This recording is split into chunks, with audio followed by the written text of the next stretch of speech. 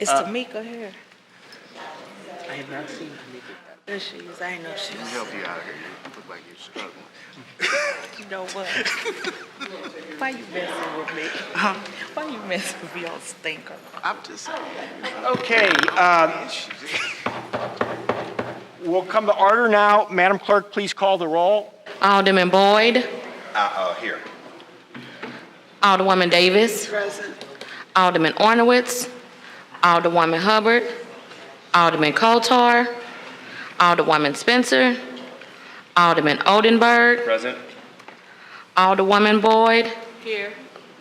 Chairman Roddy. Present. 5 present, you have quorum. Thank you, Madam Clerk. Our clerk has graciously, he has been working at getting us better organized, and of course, that's a chore with me, but at this point, we've completed the roll call. The alderman from the 7th had sent me an email requesting notifying me that he will be late, but he is planning on attending. I have not heard from, I think, any of the other committee members. At this juncture, why don't we go ahead and take a look and approve the minutes. I believe they should be in our... Yes, sir. We read them already. If there's no questions regarding the minutes, I'll entertain a motion that we approve the minutes as presented. I move that we approve the minutes as presented. It's been moved. Second. It's been seconded. Madam Clerk, call the roll. Alderman Boyd. Aye. Alderwoman Davis. Aye. Alderman Ornowitz. Alderwoman Hubbard. Alderman Kotar. Alderwoman Spencer. Alderman Oldenburg. Aye.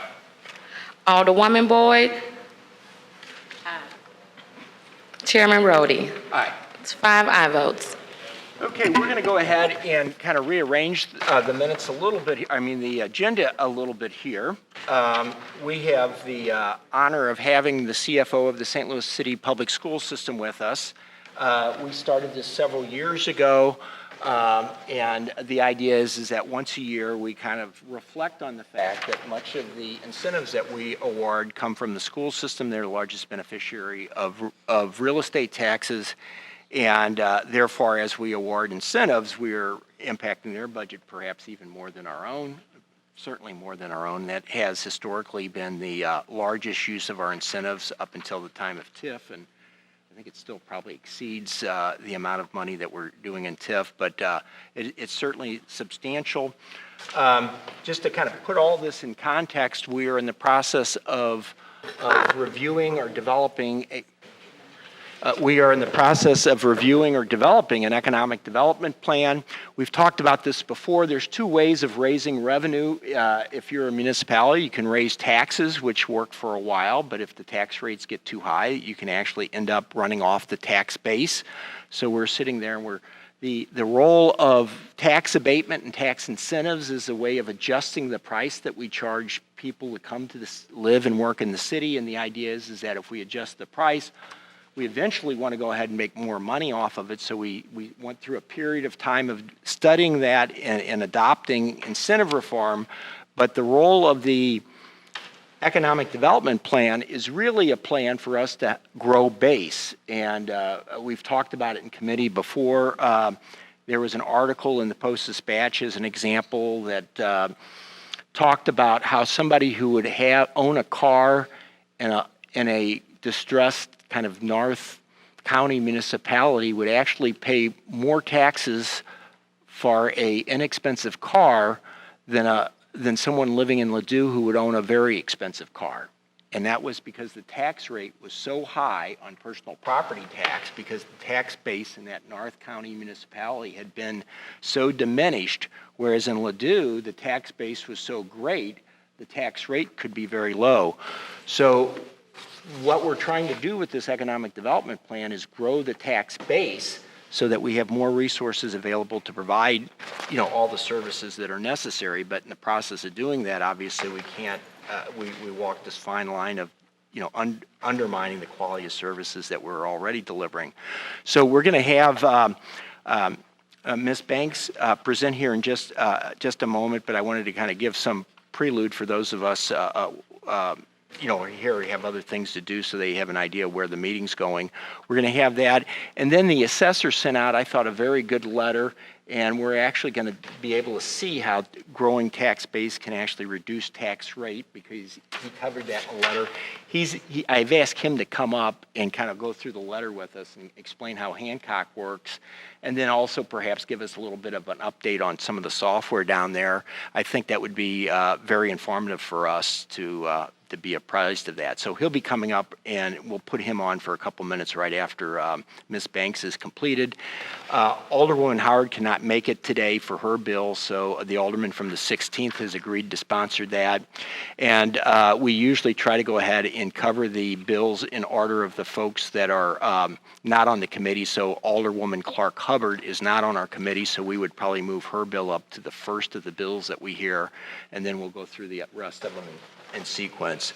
So with that as kind of a prelude, Ms. Banks, if you're ready, we appreciate you joining us today, and thank you for coming down. Oh, okay.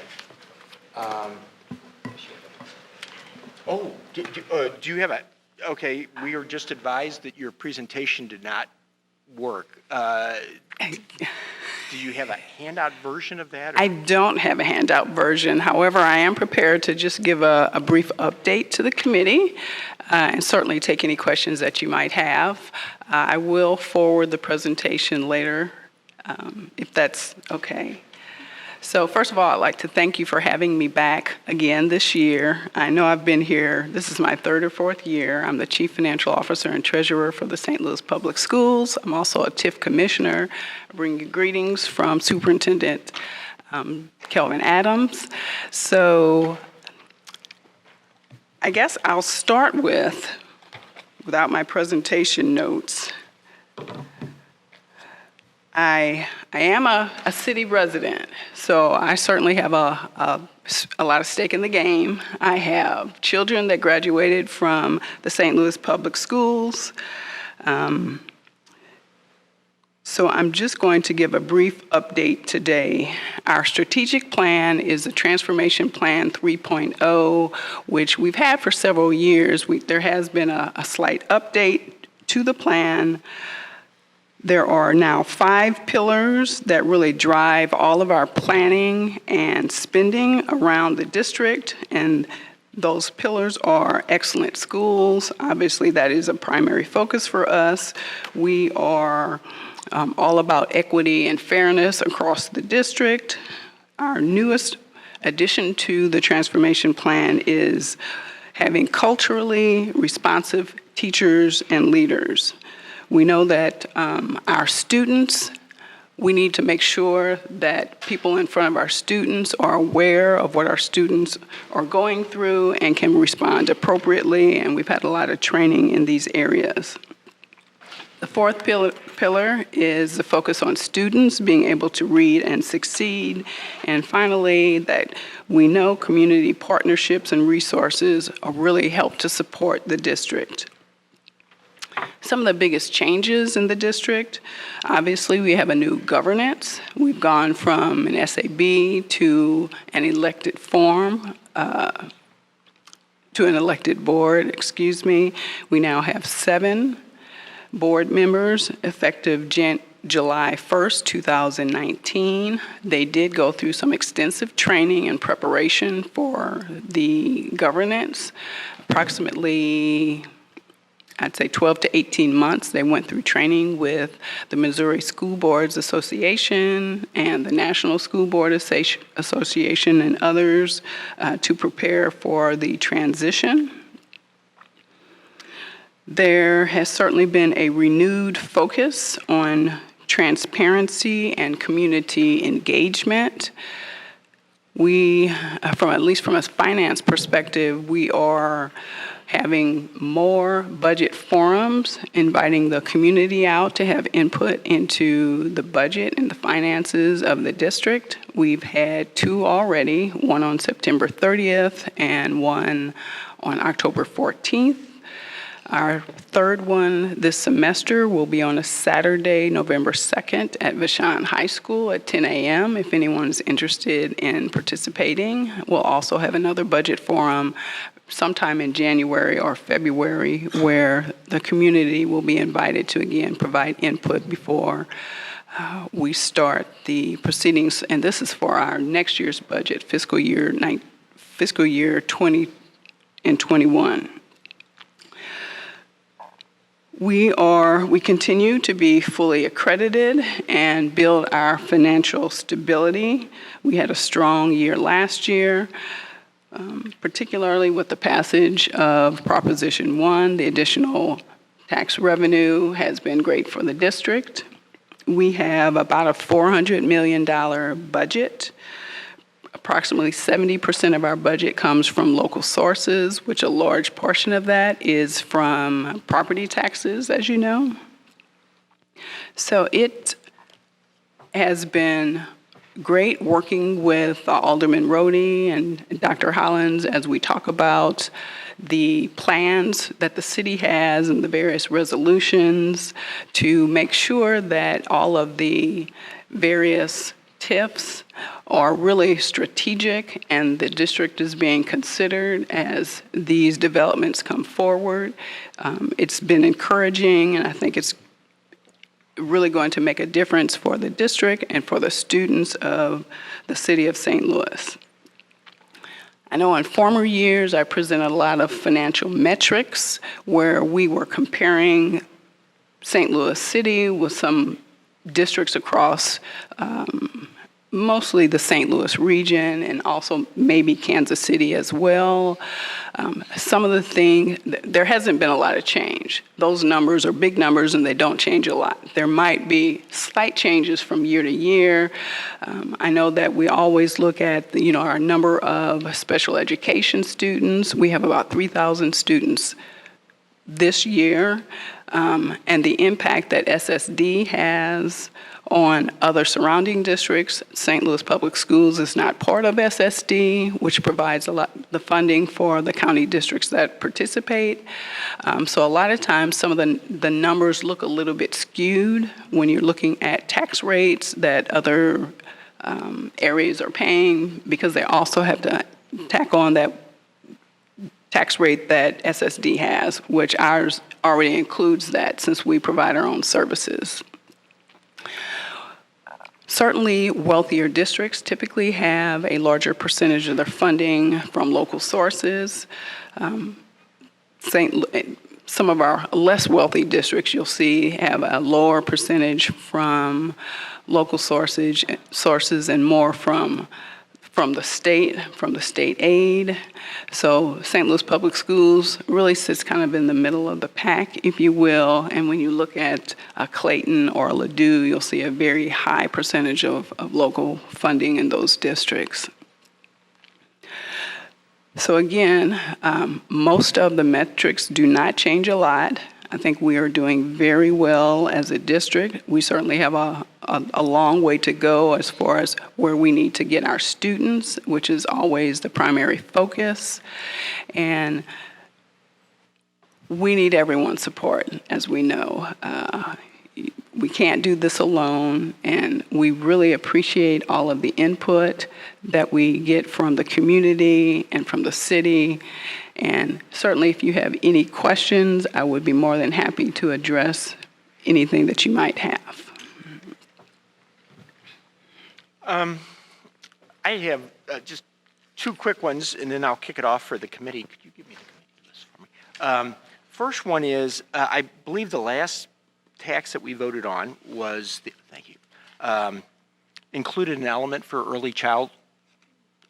Was there a early child care or early child development? Wasn't that a component? Are you talking about Proposition 1? Yes. Yes. Could you, I know you're not on the programming side, but my wife is an early childhood elementary school teacher, so if you could give us some insight, at what ages does that start, and is it, how does it work? I'll do the best I can. Okay, thank you.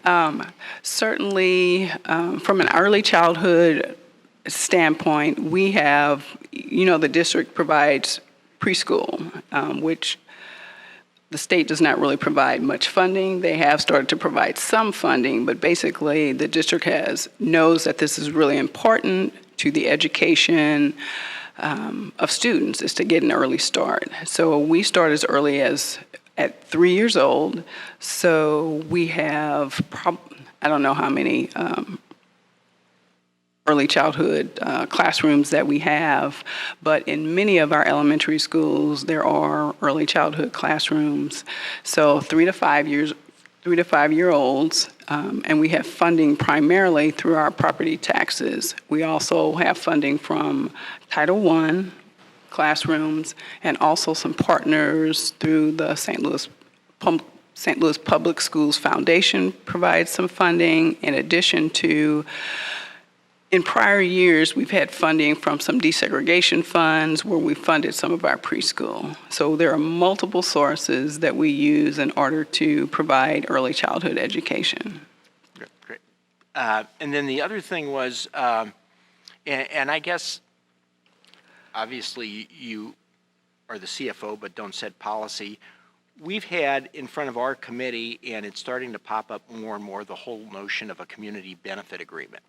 And I'm sorry, we should have probably talked about this offline, and I don't mean to blindside you with it, but I want you to, if we could, just at least make you aware of some of the discussions that are happening in our city and over in our area. And we've kind of put that on a hold for a while because we wanted to make sure that we had our underwriting correct,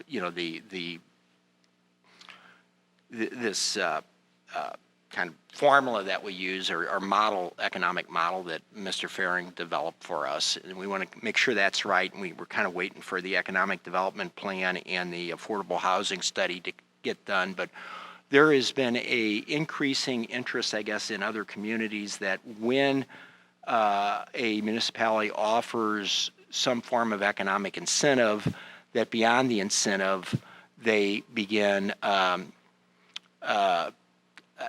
devising a community benefit agreement. The community benefit agreement might be something that's negotiated with residents, or probably the most frequently discussed now is the idea of some form of inclusionary housing. So as we start developing higher end apartments or condominiums, that we would have a portion or some of the units set aside for more modest or more affordable housing. And so that's a discussion that, frankly, I've been putting on hold because I wanted to make sure that we had an economic development plan first, and then we had a really good model, and I wanted us to better understand what was going on with our affordable housing programs. And so we are starting the work on the affordable housing program now. We have a variety of those programs. We have the Community Development Block Grant, which we'll be hearing about here in a few minutes. We have the Affordable Housing Trust Fund. We have LIHTC. We have a variety of those programs. We're going to try to get a better understanding of those. And so I've been holding off on the community benefit discussion for a while.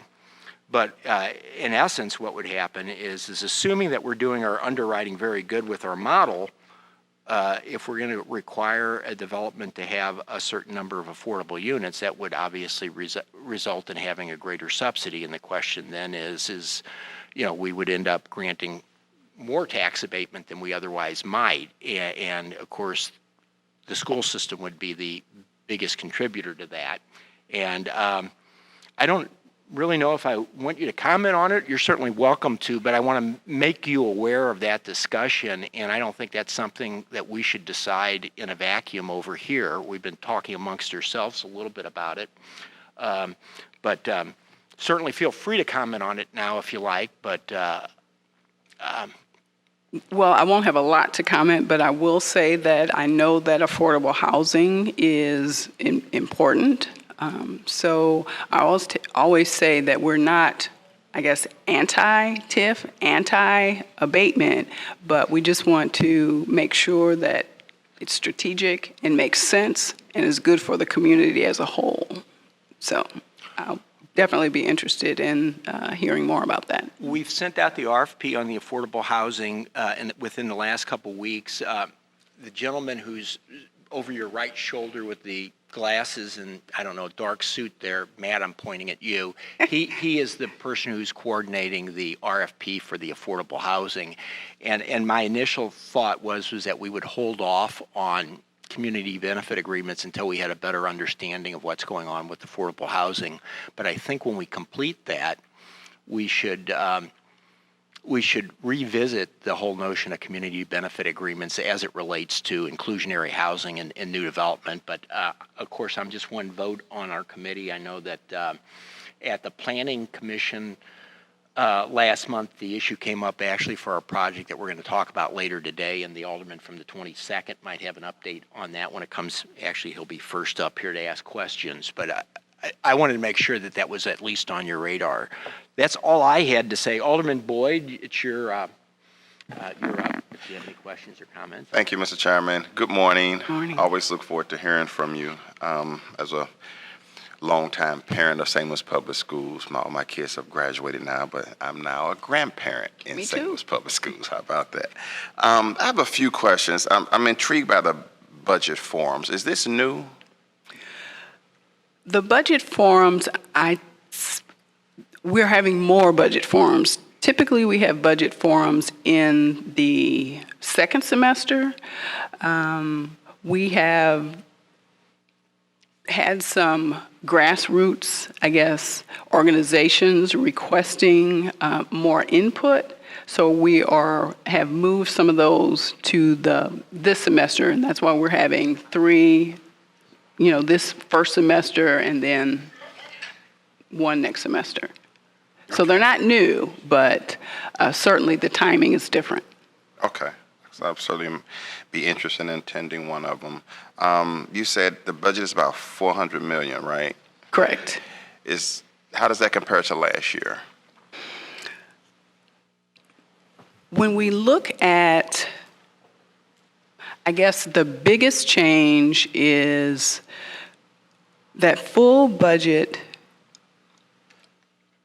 There's not much change. I'll say it that way. Okay. There's not any significant change. Typically, we're going to see a lot of change when either we have some bonds, maybe if we issue some bonds, but generally it's going to be within a $10 to $15 million.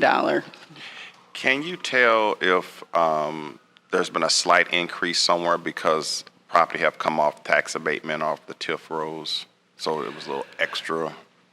Well, I can say that based on the assessed valuations that we receive each year, we know that assessments have gone up. The actual rate that the board approved for this year went down because of the increased assessed valuations. I don't necessarily have or look at all of the detail for the assessed valuations, but overall, I can say that our revenue is going up as a result of the assessed valuations. Was that a Hancock rule that it had to go down? Yes. When one went up? Okay. Yes. How many students are currently enrolled in St. Louis Public? Just under 22,000. I think it's 21,800 and change. And of that, you said 3,000 are special ed? Yes. Okay. And out of curiosity, I'm going to ask kind of like 4 questions, but in one. So how much are we paying per pupil, and can you break it down elementary, middle school, high school? Based on the information that we submit to the Department of Elementary and Secondary Education, there is a formula, and that's typically what I go to. So I can tell you that over the years, we have typically overall spent anywhere from about $14,500 to maybe up to $16,000 per student each year. We do not track that on a per level basis. I know that there are some calculations and some formulas that DESE provides that we could do that, but we just have not. Okay. I just want last comment is that I am very proud of St. Louis Public Schools. They have come a long way over the past decade. Kudos to Dr. Kelvin Adams for all the hard work that he's done dealing with a transition board and now dealing with an elected board. And I know that hopefully that's not going to be a culture shock and that things will continue to move forward and our kids will continue to get a good education. So thank you for all the work that not only you but the whole system. Thank you. No further questions. Alderwoman Davis? Thank you, Mr. Chairman. Good morning. Good morning. When we talk about our special ed program, I've had some thoughts lately, and I hope that you can share it with the superintendent, that maybe we should contract with the county's program for special education. I think it could put us in a different financial status by being a part of a whole system like that. We don't have the billion-dollar budget that we used to have with the public schools. And if our numbers are going to continue to increase, and when you said 3,000, that kind of alarmed me, because if we only have 22,000 students, that percentage of students in special ed is getting higher. And so we really need to look at how to manage that differently. So hopefully, it's not a question, but hopefully it's a suggestion to the district. Also, do you, if you feel comfortable, could you give if you have it available, give us some idea of the increase in the dollar amount that is being received by the district from real estate taxes, because I kind of follow it a little bit, and because so many people make assumptions about TIFs, tax abatement, they really do need to know that the dollar amount that comes to the district does increase. Yes. So you can explain that. Well, I can say that based on our tax rate hearing that we had in September, when the board adopted the rate for this year, our property tax revenue will be approximately $220 million, and these are just kind of round numbers I'm throwing out, but it definitely is an increase, as I suggested, due to the higher assessed valuations, even with the decrease in the tax rate.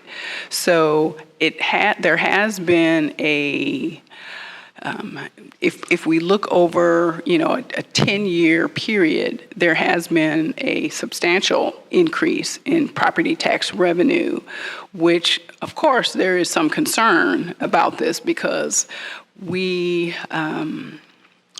have not the most wealthy district, so it's a burden on some of the lower income residents. So that certainly is a concern, and I know that some of the new board members have expressed concern about that.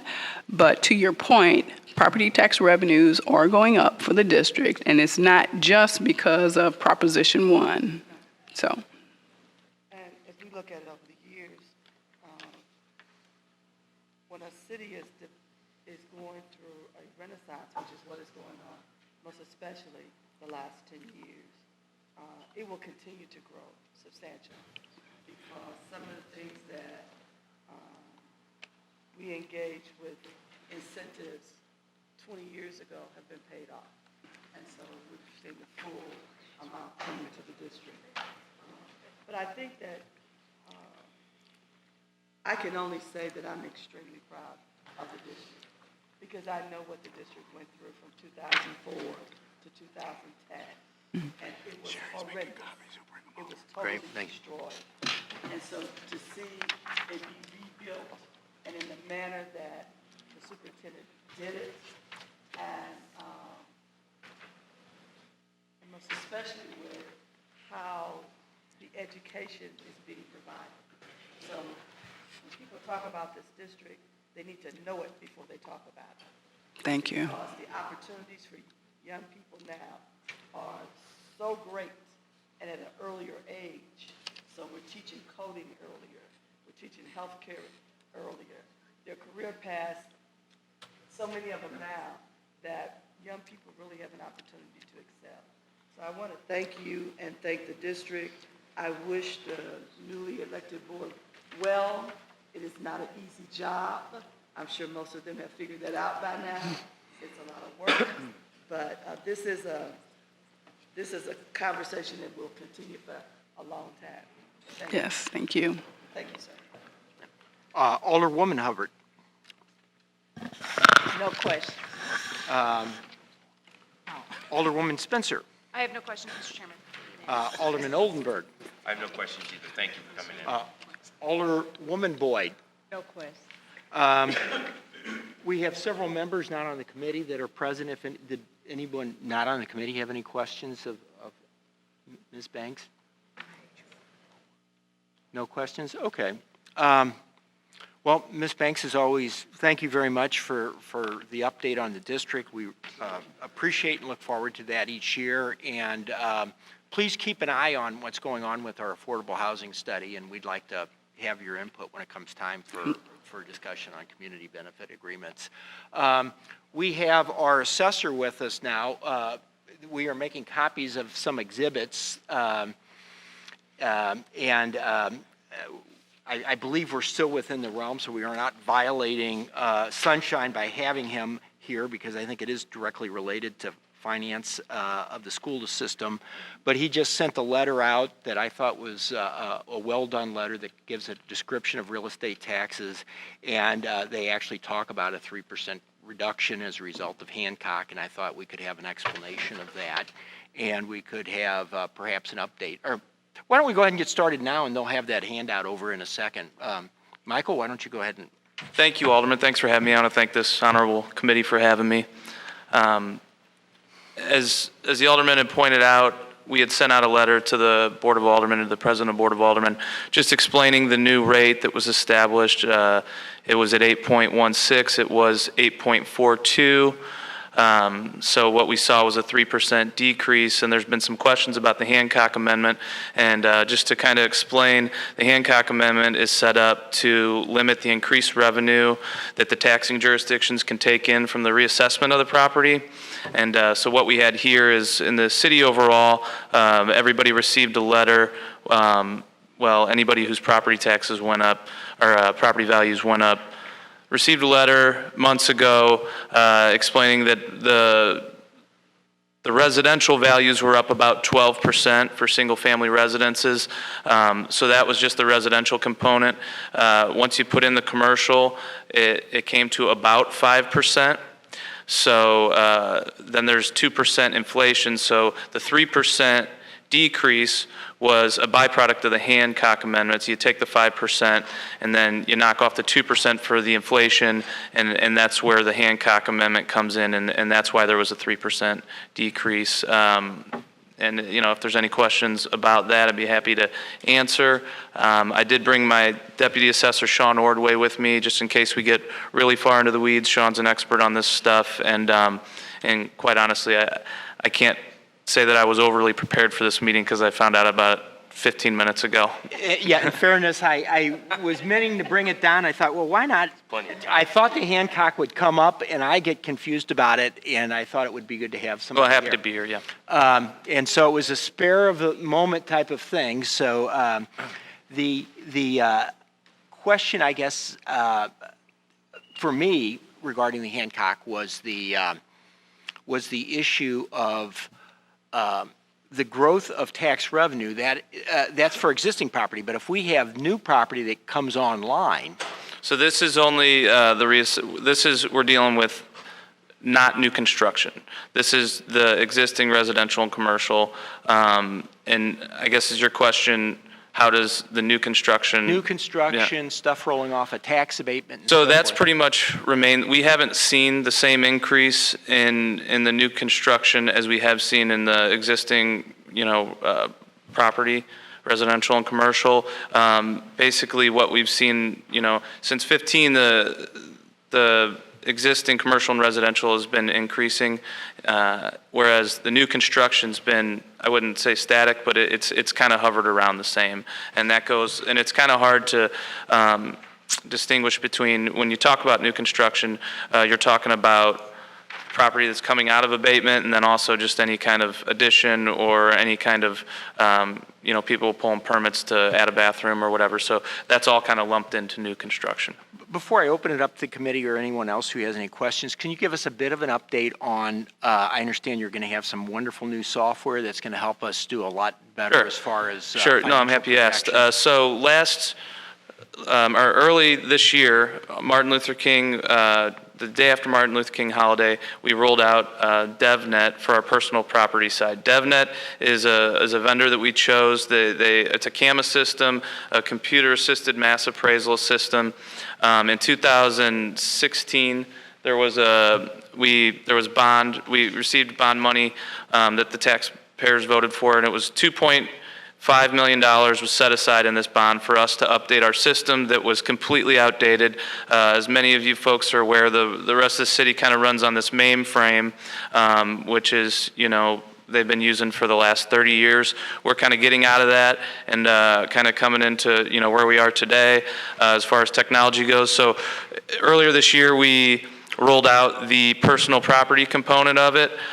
So now, we are using VIN numbers to declare personal property. That's your vehicles, trucks, trailers, cars, livestock, if you have any of that.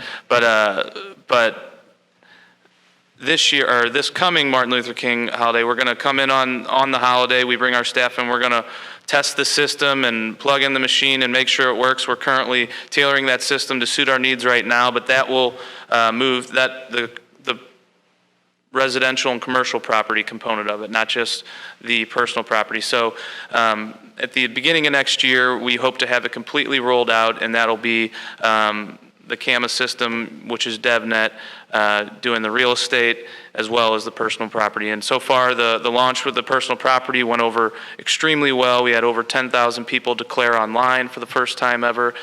So instead of having to come in and either bring in your declaration or mail it in, it's a huge save on paper and postage. You could just declare that online, and we were hoping to get around 5,000 people to do it. We had over 10. I think when we calculated, it saved almost $6,000 in postage, and that's not counting the paper that was saved by having to mail it back and forth and whatnot. So that's a little bit about the DevNet system, and if anyone has any questions, I'd be happy. I think our real interest would be, and Ms. Banks's interest probably would be the ability of us to start doing more financial forecasting and projections of when things roll off, tax abatement. And, Sure. Well, we do track that as it is now with the DevNet system. We will be tracking all of that. The abatement and when all that, as far as that stuff goes, we are not involved in deciding whether or not somebody gets abatements. As you know, we just kind of track it, and I think we have a sound system as it is to track it when it is coming out of abatement. Of course, with this new system, it'll just make everything easier. It might, instead of you sending us an email and waiting a few days for an Excel sheet that we have put together, hopefully this DevNet system will make it easier to, a little more comprehensive and a little more, just appealing on the eye. But as it is now, I feel like we have a pretty good system in place, but this will just make it easier. Sherry has for us the letter that went out. You want to just go ahead and pass them down, Sherry, if that's okay? Yeah, so that's the letter that we had sent out to the board. It explains why there's a 3% decrease, and then the attached sheet that on the back side of that shows all the taxing jurisdictions. It's kind of a breakout to show how much each jurisdiction gets. I think that's a really useful tool. I bring that to every neighborhood meeting and ward organization meeting that I go to, just to kind of breaks out. If you had a $1,000 or $100 tax bill, this shows you who gets each piece of the pie, and all this information on that second and third page can be found on our website. That's directly printed off our website. So if there's any questions, we'll go through real quick. We got a number of bills today, but I don't want to deny anybody any opportunity to ask questions. Alderman Boyd, any questions? No questions, thank you. Alderwoman Davis. No question.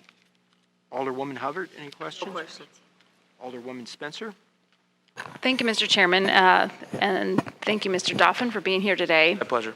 My question would be regarding if you broke out sort of a increase in residential but a net increase significantly lower than that residential increase. I deduct from that the commercial real estate has gone down in assessed value across the city as a whole, or no? No, that's not true. It's, it just didn't go up. The 12% explained the residential, the commercial was up about 4 or 5%.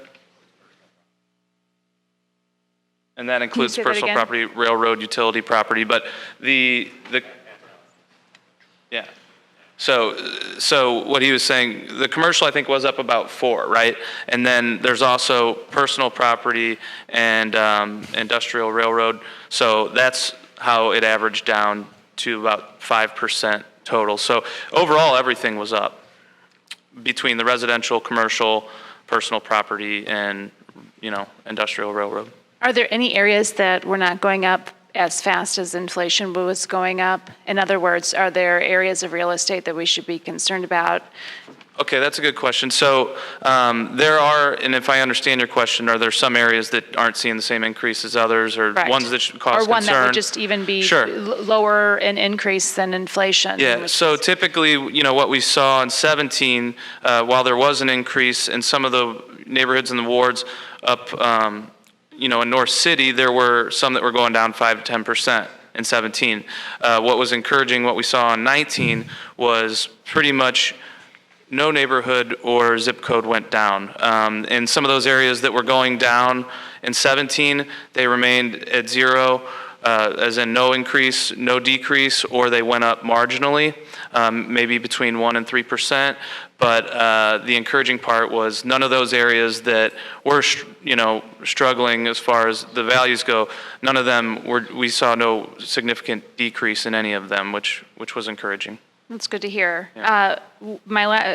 I'm curious how this compares to other peer cities, and I know that real estate has been improving across the country, and so where do we fit in that sort of national Sure. And this is something that we outlook? talk about a lot in our office, and basically we're very healthy in the city in this regard. I'm sure people, had seen the news about St. Louis County. It's not that they're unhealthy. Their increases were significantly larger than what we were dealing with. I think they were overall about 19%. Jackson County was getting a lot of negative press too. They had their property values going up significantly. So to put it in perspective, in St. Louis County, they have about 400,000 parcels. In St. Louis City, we have right around 140. But they had over 28,000 appeals to their Board of Equalization. In St. Louis County, we had just under 2,000.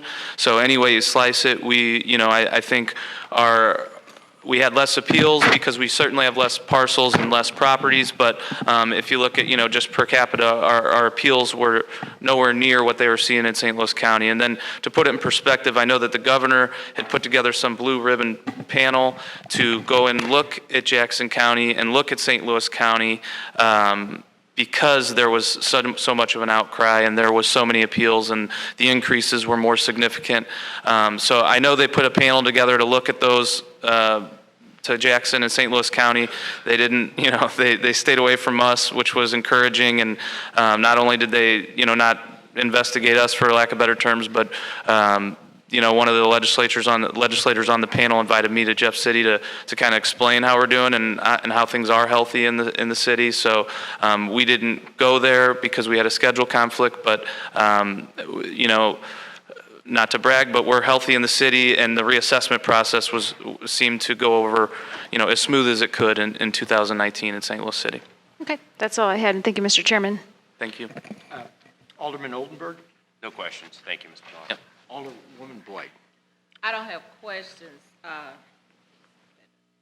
don't have questions. I just want to compliment you because you did come to our meeting, and our residents were very pumped up from the information you gave them, because that's never happened. Nobody ever came to kind of explain to them, the whole process, and nobody explained how properties reduce the value or increase value. And so that was a help for them, because all they kept hearing was North St. Louis had lost their value. And so you kind of helped them feel a little more stable And so thank you. And your Thank staff. you, and I enjoyed going to your meeting anytime.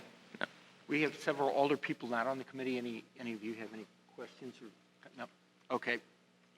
Hearing none then, Mike, thanks right. for coming up. Thank you for having me, and I included my phone number in that letter, and you have my email address. You know where our office is. I'm happy to discuss this with anyone. If anyone has any questions or wants me to come out and talk to their ward, I'd be more than happy to. Thank you. And Sean's his assistant, if you want to introduce Sean real quick and just. Yeah, and I do want to thank Sean Ordway, who's the deputy assessor, who's been in the office for about 5 years now, and he's a major asset to the city. He's an expert on this stuff, and I don't know if there's anyone in the state that has a deeper understanding and knowledge than what Sean has when it comes to all this stuff. Thank you both. Okay, we'll go ahead and return to our regular order of business here. We, as is custom, we try to recognize the older person who's not on the committee. So, Alderwoman Hubbard, if you would like to step up, even though your board bill is the highest number here, we want to give you the courtesy of getting out of here. Is board bill number 127. I have to sign up. Good morning, Mr. Chairman, members of the committee. I'm here presenting Board Bill number 127. It's a simple board bill adding an additional 10 years to the West End Redevelopment Plan. It simply establishes a time to have projects completed, which will be May 1st, 2029, and I'm asking for your favorable consideration.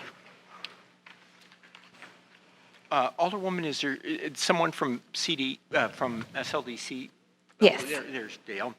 So Dale, and I'm sorry, I don't mean to, I should probably start off by trying to ask you the questions. But Because this I is studied all night, Alderman Roddy, to get ready for you. No, I'm just I'm sorry, I'm being very presumptuous here, and I presume this is an existing redevelopment? It is. Okay, and so the time was running out, and... Right. We did this on a couple of them earlier before the summer break. And the LCRA board looked at a number of these older redevelopment areas where there's still a lot of development that could still occur, but the time essentially is running out on they felt that, we should establish a time frame. This one had no time frame as to when it should,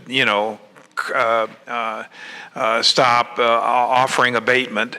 And so our board felt, gee, we should at least have some time frame where we're on all of these. So as you pointed out, there's another one that's also on the agenda today, and there are 2 or 3 others that may well get introduced in the next couple of months. And all it is saying, let's continue to allow infill housing and rehab in this area on a case-by-case basis. It's primarily for small individual residential projects. And let's set a time frame, and we arbitrarily set another 10 years. Be happy to talk about that if you feel that's not a good time frame. SLDC, then, they just make the application to SLDC? Right, exactly. So there's no special ordinance or anything? Exactly, right. And Alderwoman, I want to apologize again. It's just, I've been down here for quite a few years, and I still don't understand all of these things, and so you very well may have known better than I did. Alderman Boyd, do you have any questions? No questions. Alderwoman Davis? No question. Alderwoman Hubbard?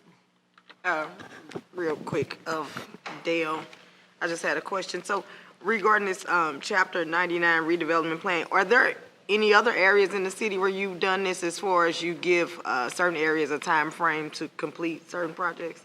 Yes, we, in earlier, before the summer break, we did it for the Gate District area, which is just west of Lafayette Square and east of St. Louis University Medical.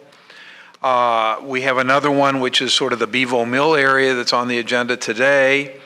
But then there are 2 or 3 areas just on the north side of Del Mar that when Alderman Kennedy was the alderman, he initiated the redevelopment areas there. There's sort of, where the North Sarah project is, that kind of whole area where there's certainly an opportunity for still additional rehab and infill. So if the new alderman in that area should introduce legislation, that would be on your agenda too. The LCRA has already approved extending that area, subject to approval by the Board of Aldermen. So, and if you're aware of any other, for example, the DeSoto Car area is an old one in your ward, but there really isn't opportunity for infill housing or anything going on there. So we really didn't think there'd be any reason to extend that one. But in some of these other areas where there's still a lot of potential for a little infill housing, that seems like a reasonable thing to do. And what prompts you to do that? Like, do you often just go through and look, like take a survey of the different redevelopment plans that are still out there, and you just make a decision about it? Like, what is that process like? Well, we looked at all the old redevelopment areas that were broad redevelopment areas. And if there's an opportunity for small infill housing or rehab, LCRA, I think, considered all of those and made a recommendation to the Board of Aldermen. And we have then, I think, sent bills on all of those over. They haven't all gotten introduced yet, but I think we've sent bills over for all of those. Thank you. No further questions.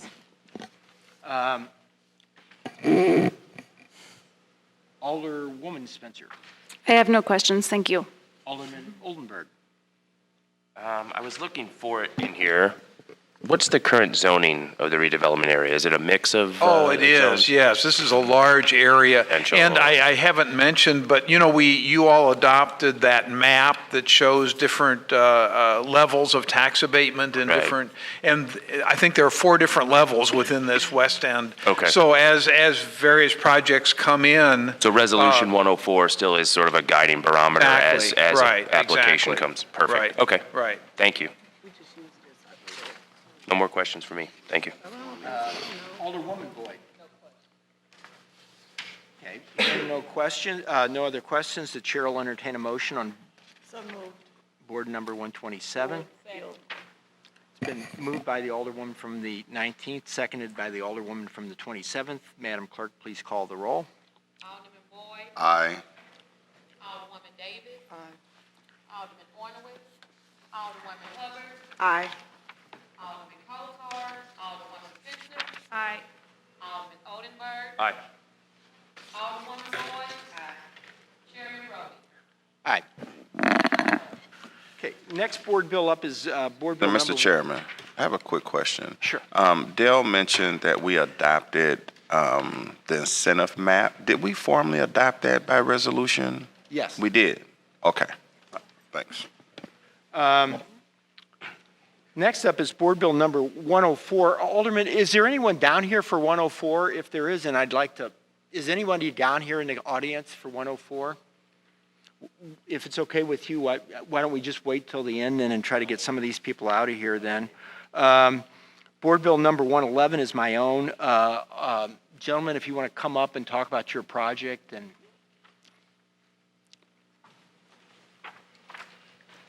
I don't know if it's...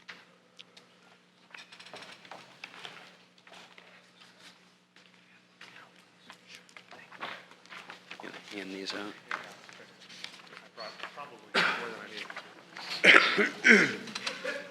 Stack this like this.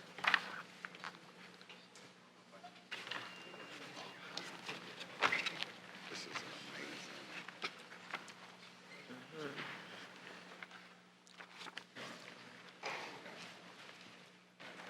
Development cost, 43.9. Subsidy going on here. Okay. We can see all the financing.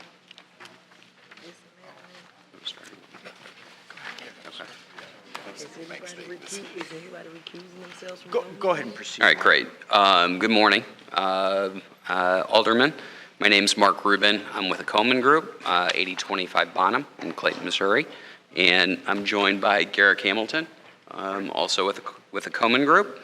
Anyway, we're excited to present a 200-unit new construction project at 4545 Laclede.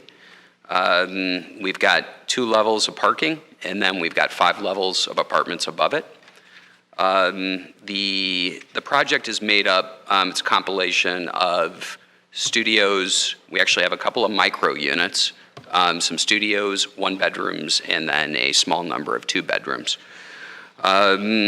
We have some of the things that are triggering the request for incentive here is we have structured parking underneath our apartments, which is very costly.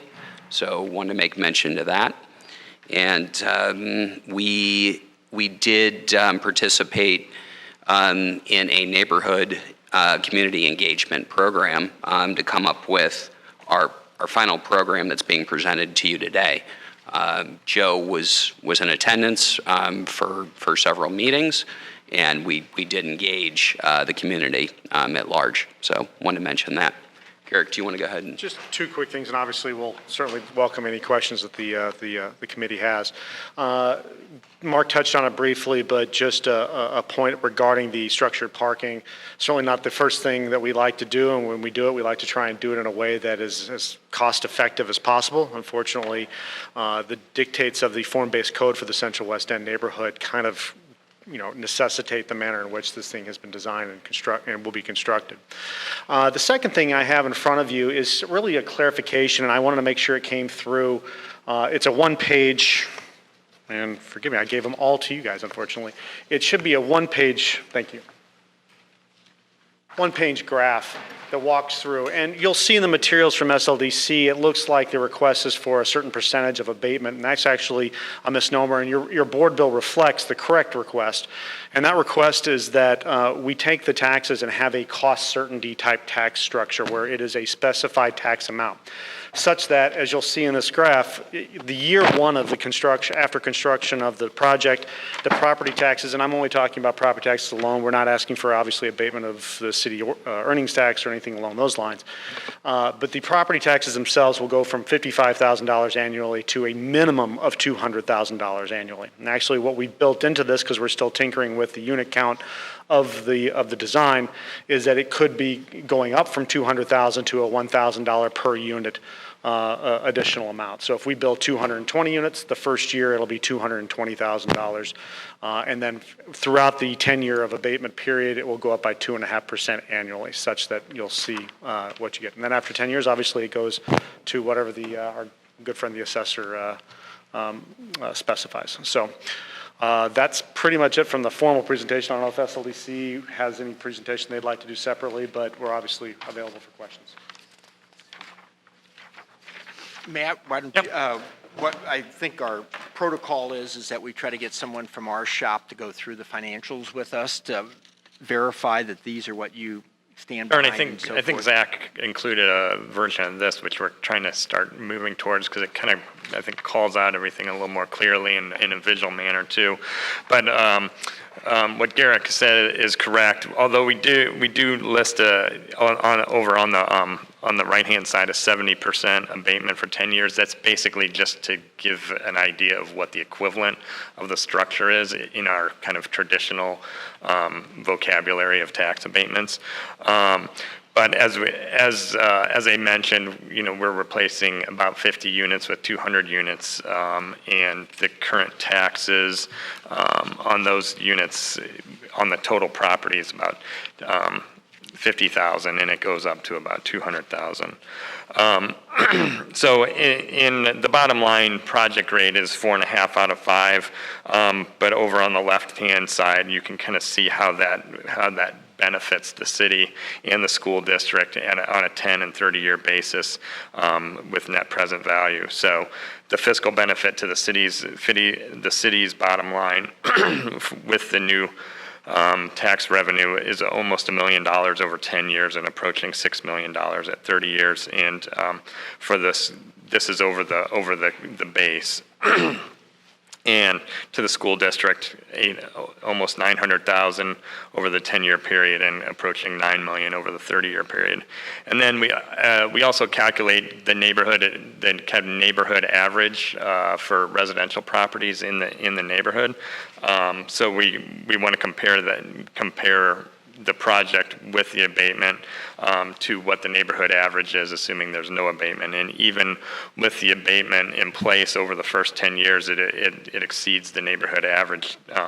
And you can see the benefit there to the city and school district. The net present value of the tax benefit, of the tax abatement to the project is $2.7 million, and accounts for about 5.5% of the total project costs.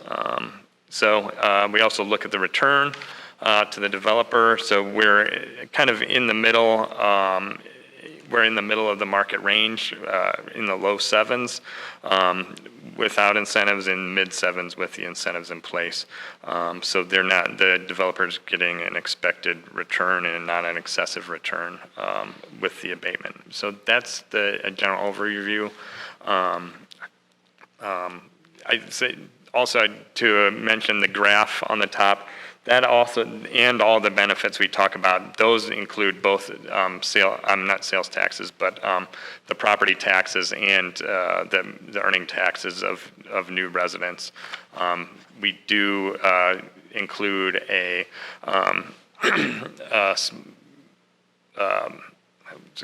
replacement we don't include all the payroll and earnings tax benefit, because we'd assume some of that activity would occur elsewhere. So we include about 40% of the earnings taxes as part of the benefit to the city. So that's our general overview. We're available for any questions.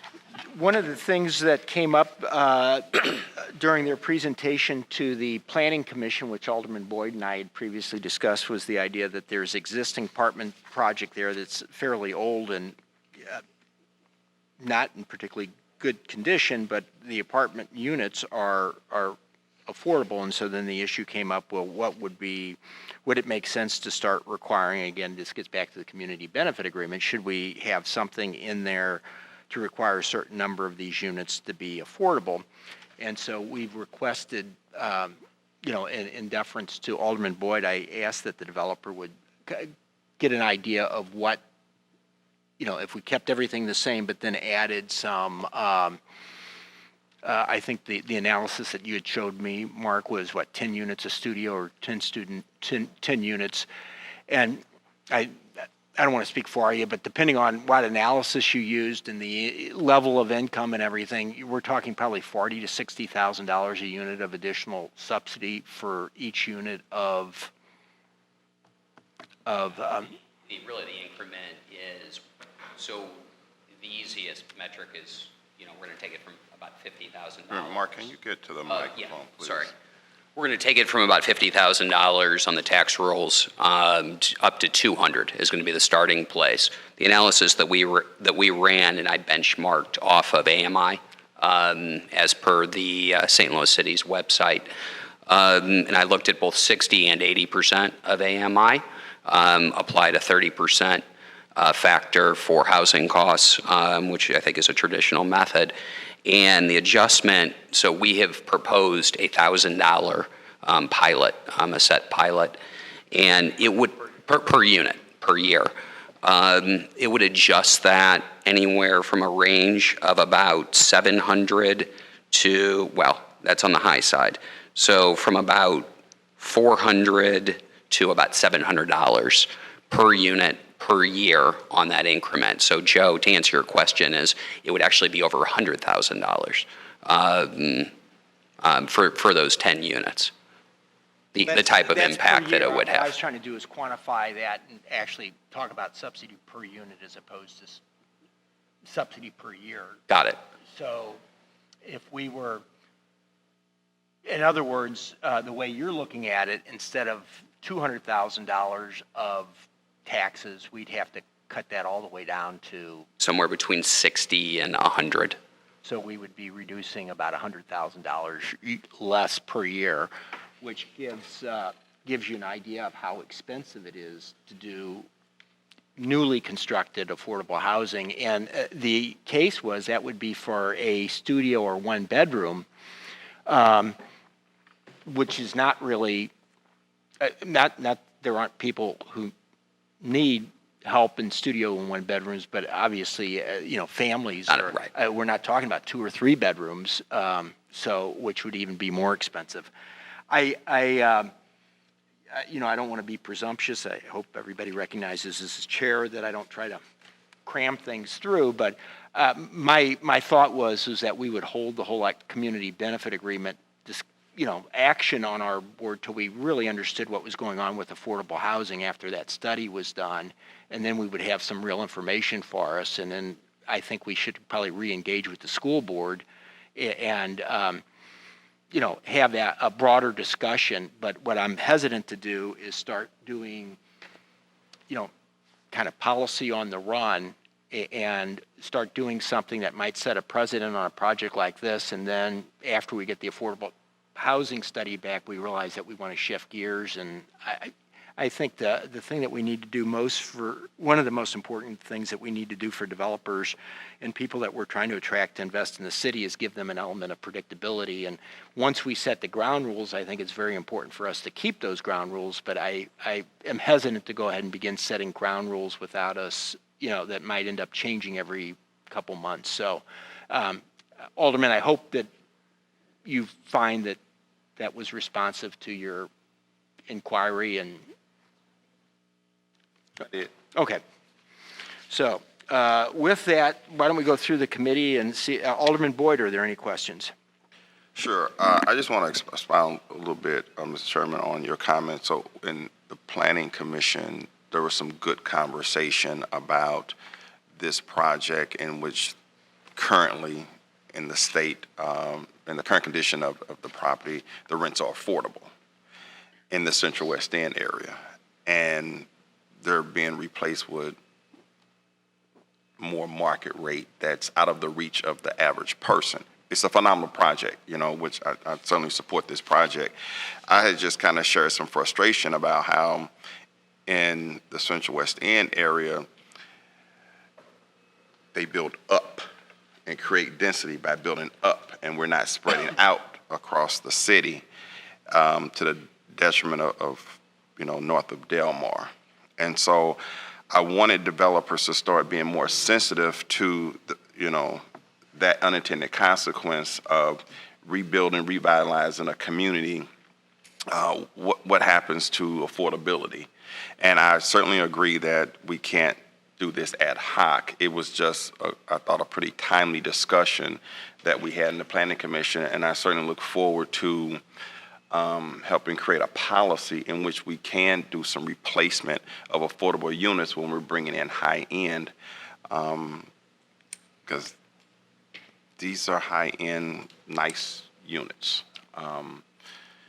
But we have to start really looking at development across the whole city, and I certainly look forward to working with more developers in the future to try to figure out a strategy of how we really do that. Because at the end of the day, developers have to make money. And if they're not making money, it's not going to make sense, and good stuff will never really happen. Yep. So, Alderman, I just want to say that I am looking forward. I am, through all of your support down here at the board, I've been able to preside over and participate in a wonderful period for my neighborhoods of development.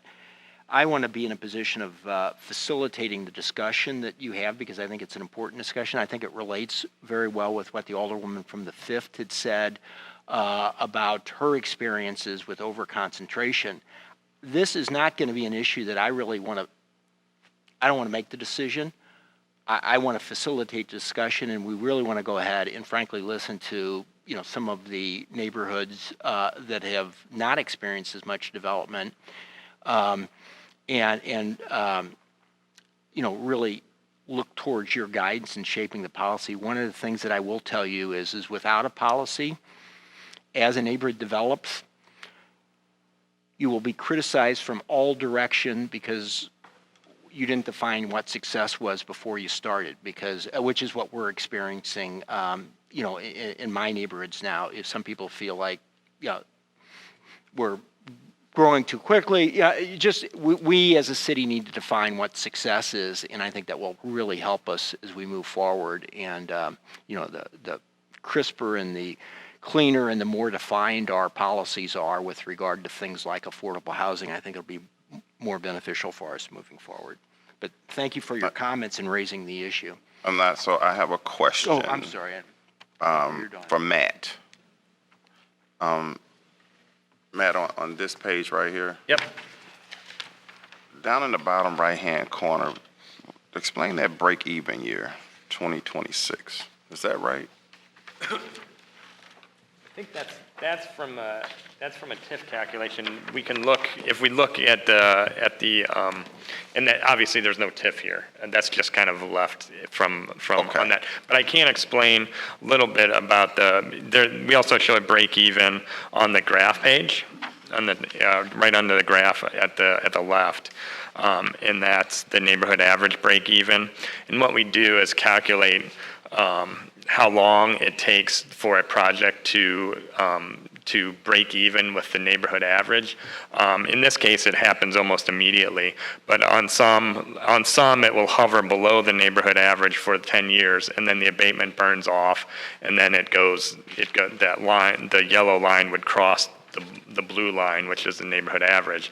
So it would tell us, it's going to take 15 years for it to break even with the neighborhood average. So, for example, if somebody built a project at the neighborhood average with no abatement, assuming that could happen, how long would this project take to break even with that and then start exceeding it?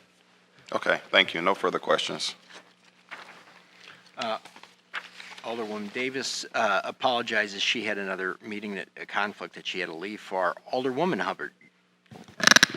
Thank you, Mr. Chairman. What would be the average rental cost for these units? So we're at $284 a square foot. So a 500-foot unit is approximately $1,400. Okay, and you said you all worked out something where I guess maybe 10 of those units will be subsidized or affordable, or can you explain that again? Alderwoman, what we did, none of them are right now, but the issue came up over in planning is and I was not at the meeting, Alderman Boyd was. My understanding was the issue came up that there was an interest that perhaps we should require that, and then the question became, they like the project, but how much additional subsidy would be required to make those 10 of those units, either studios or one bedroom, affordable? And what that would do is, probably the easiest way to kind of think about it would be this graph here that was provided. Right now, that project is providing $50,000 in real estate taxes. The new project from year one would provide $200,000 as it's currently structured. If we were to go ahead and require 10 units of studio or one bedrooms, we would chop off over $100,000 of that new revenue for that 10-year period. So it would cost about $100,000 a year for 10 years to create those 10 studio or one bedrooms. The number he was breaking down, he said 400 to 700 per unit or whatever. I guess that would be required to make them affordable.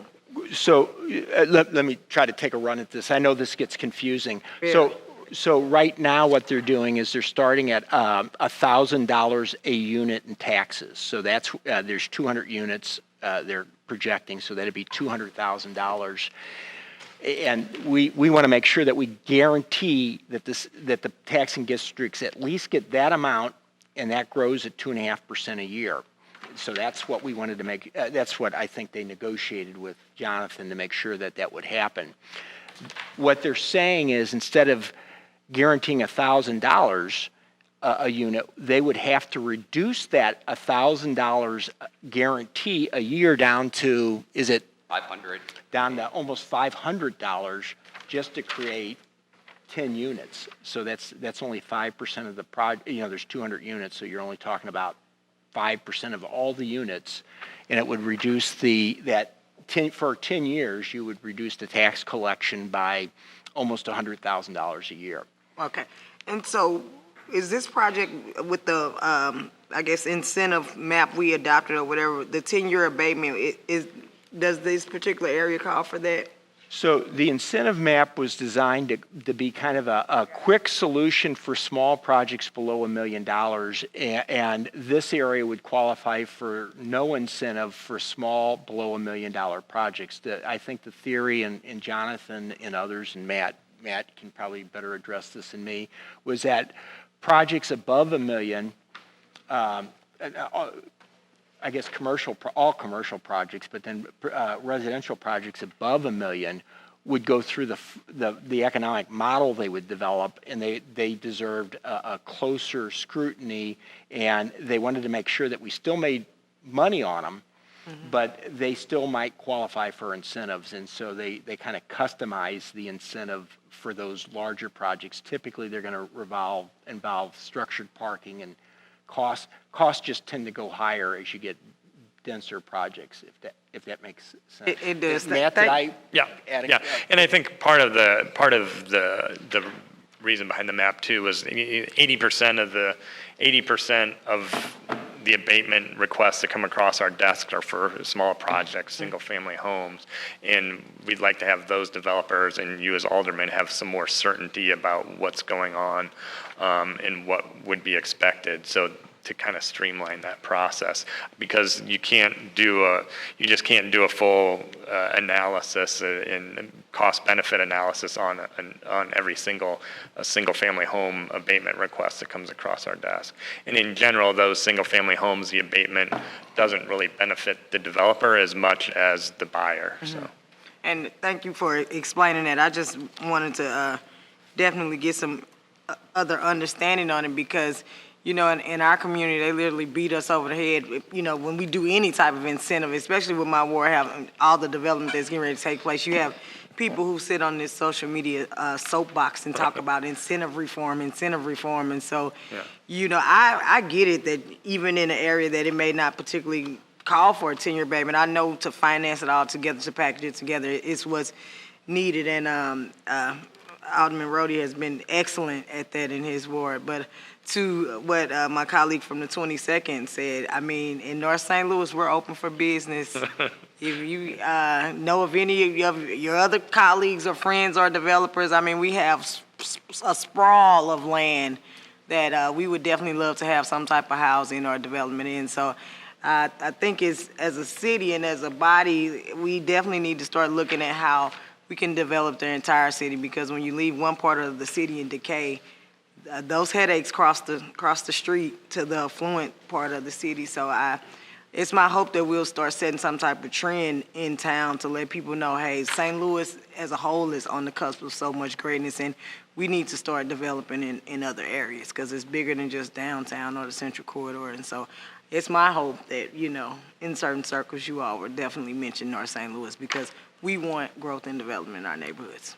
To kind of circle back or crystallize the discussion that we had on affordable housing, here is kind of I think this is the essence of what we need to begin thinking about. That extra, let's call it $100,000 a year for those 10 years, that can create, an additional 10 affordable housing units in a neighborhood that's gentrifying, or that can go ahead and be used for the next 10 years to improve the school system. Much of that money would go to the school system. And of course, as the school system gets better, the hope would be is that would provide,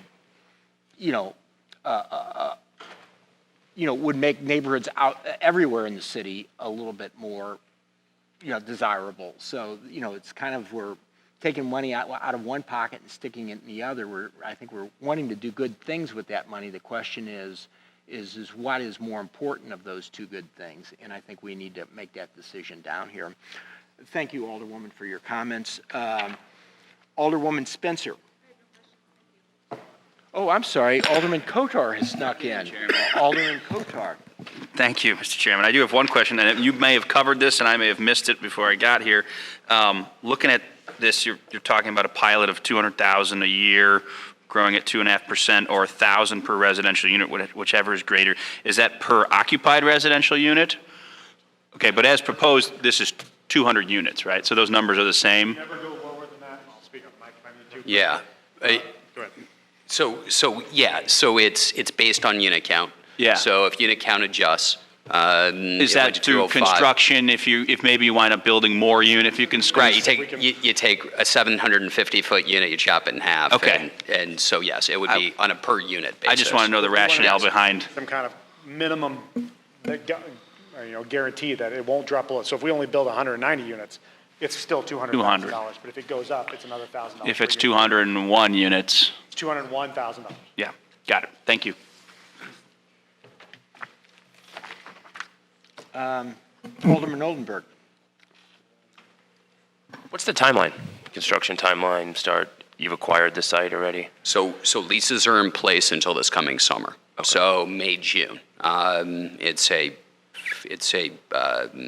kind of a student, yeah, it's a very academic population and calendar You're timing year. your lease up. So we scheduling would for that. demo shortly thereafter. Construction will probably take about 16 months. Great, Okay? perfect. Thank you. Yes. No further questions. Alderwoman Boyd, it looks like she's still here, but she must have taken them. Okay, if there's no other questions, I'll entertain a motion on, board number is that? On Board Bill number 111. I move to pass Board Bill 111 out of committee with a due pass recommendation. Been moved by the Alderman from the 22nd, Second. seconded by the Alderwoman from the 5th. Madam Clerk, please call the roll. Alderman Boyd, Aye. Alderwoman Davis, Alderman Ornowitz, Alderwoman Hubbard, Aye. Alderman Kotar, Aye. Alderwoman Spencer. Aye. Alderman Oldenburg, Aye. Alderwoman Boyd, Chairman Roddy. Aye. Okay. Thank you, Mr. Chairman. Thank you, committee. Thank you. Thank you, everyone. Thank you. Next up is block grant, and we would like to call Matt up. Normally, what we'd like to do is hear the block grant and pass it out. Ever since they changed the rules, and we've had less influence on this, the first year there was intense interest on this, and then I think we're slowly recognizing that there's not a whole lot that we can do or should do. But we have always tried to give a little bit of decompression time, I guess, from the time that we hear this. However, Matt, will you go through the deadline when you start? Can you kind of go through the deadline on when we need to? The goal is we need to get this. Chairman, I'm trying to remember that off the top of my head, but basically we have to have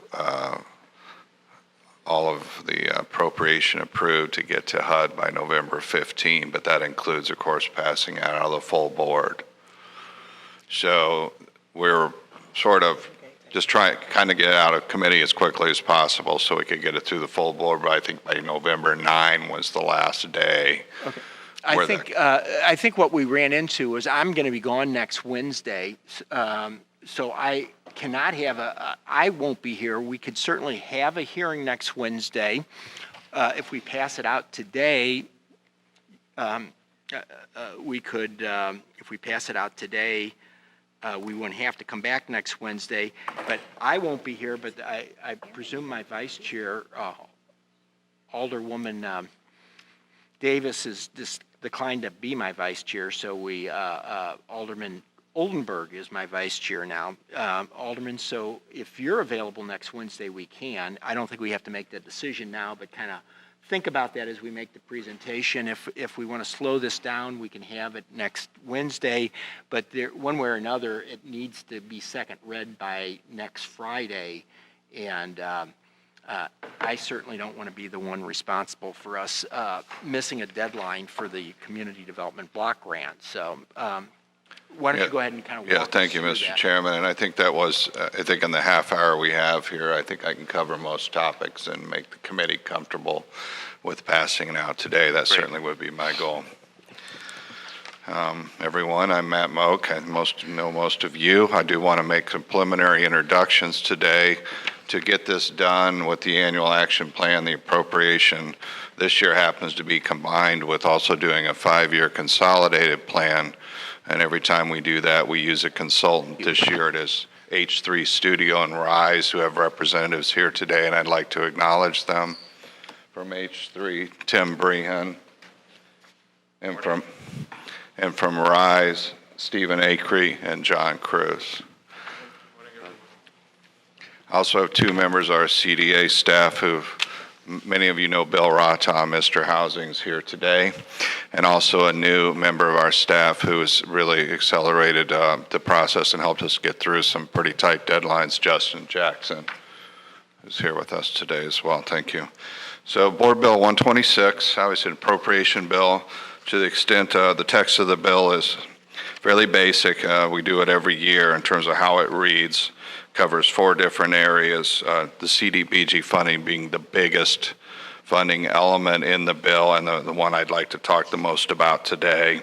There will be some references to home funding as well as the HOPWA funding and ESG, which we can speak to very quickly, but the core of the bill has to do with CDBG funding that we need to get appropriated. So Exhibit A to the board bill 126 is actually a list of all the recommended funding amounts before you today, and certainly as we go through it, to the extent you can refer to Exhibit A and look through that, that has everything. And then I also have a Excel spreadsheet that I'd like to spend most of my time on today. It looks like this. I think you all have a copy of that, and it breaks out all of the funding recommendations that we're making this year by category: economic development, housing, public services, and public improvements, or essentially construction, commercial construction projects are also broke out in here. Very briefly, I do have PowerPoint to give a little bit over the history, how we got here. Since we're running a little short on time, I'll try to go through that pretty quickly, but I would like to touch on a few things. Here, with the appropriation, one of the things that we're doing is we're accomplishing our annual action plan, which is required by HUD, and I talked about the 4 different categories of that. We at CDA administer CDBG funds and home, and then the 2 other city agencies actually run the other 2 pieces of the funding, the Department of Human Services and the Department of Health. Just a little bit of history here on the funding. We see the funding leveling off to a certain extent, and since some of the dog days back, probably prior to 2000, 13 there, it looks like 2012, where we had pretty dramatic reductions in our funding, and that's come back, and now you see it kind of at the 17 million and change number, and that's remained constant for a couple years now, and I think we're going to see that number next year as well. We have to estimate every year, but we think we expect to see that number as well, and that'll be the basis of what we talk about today.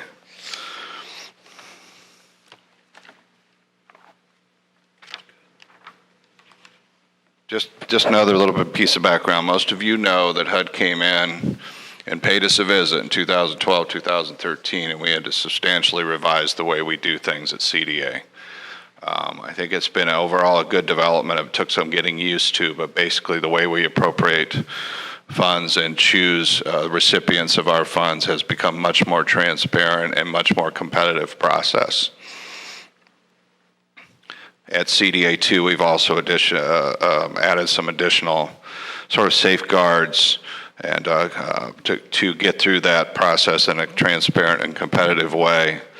Also adding citizen participation in the process. Most of you are familiar with that.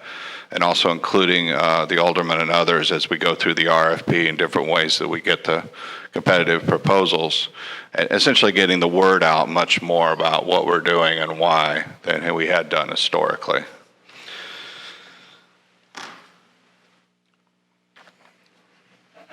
This year we had 61 proposals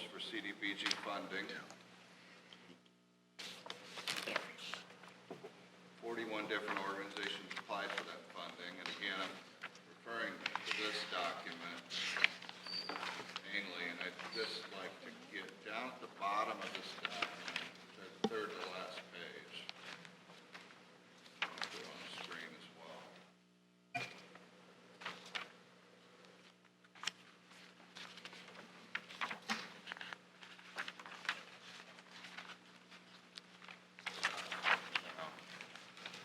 You can see I think it's the third to last page of the handout, maybe the second to last page. Yeah, it starts on the third to last page. You can see at the top there, a $10 million number. I blocked it off, but essentially that is the total amount of CDBG funding requests that we received for 2020. Of that, we're able to award the 4.7 number right to its right there. And compare that to last year's number, which was 3.3. So the good news here is our funding ability increased by 1.4 million for various reasons from 19 to 20, which gives us a lot more flexibility in funding the programs and also doing a couple other things that we wouldn't normally do. I think it's important for the committee, and I would find it educational to see how we get to the 4718. What is that, 5? I can't read it too good. 935 number from our total allocation from HUD. So what we've done, and this based on prior years, is we've estimated the amount of our total CDBG funding at 7,481.36, and you see that number there in the middle of the screen to the left at the bottom of this third to last page. We have program income from various sources when we sell property or when we get returns on some of the loans we make, and we've estimated that number at 200,000. You put those two together, and that brings us to 17,680 and change. And from there,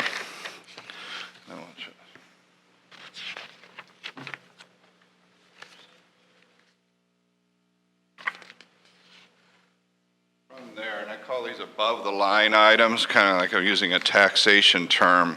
From that 17 million number, there are internal funding that we do of non-competitive proposals. These aren't people in the citizenry asking for their programs to be funding. These are things that we are doing inside, as well as running CDA administration, et cetera, et cetera.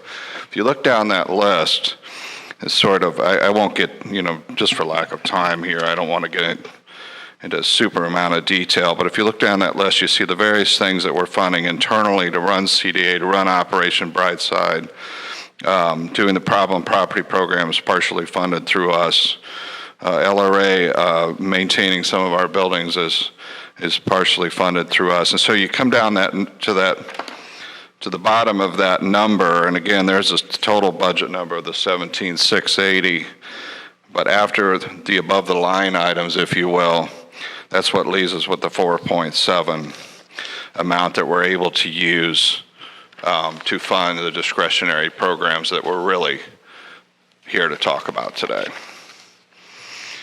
So still on this, I'm going to try to go through it as a 22-page document. I'll try to go fairly quickly, but you all have this, of course, and are free to look at it. It contains a summary on the right of the different types of activities that we're funding and the categories that we're funding them in. And this is the meat of the CDBG program.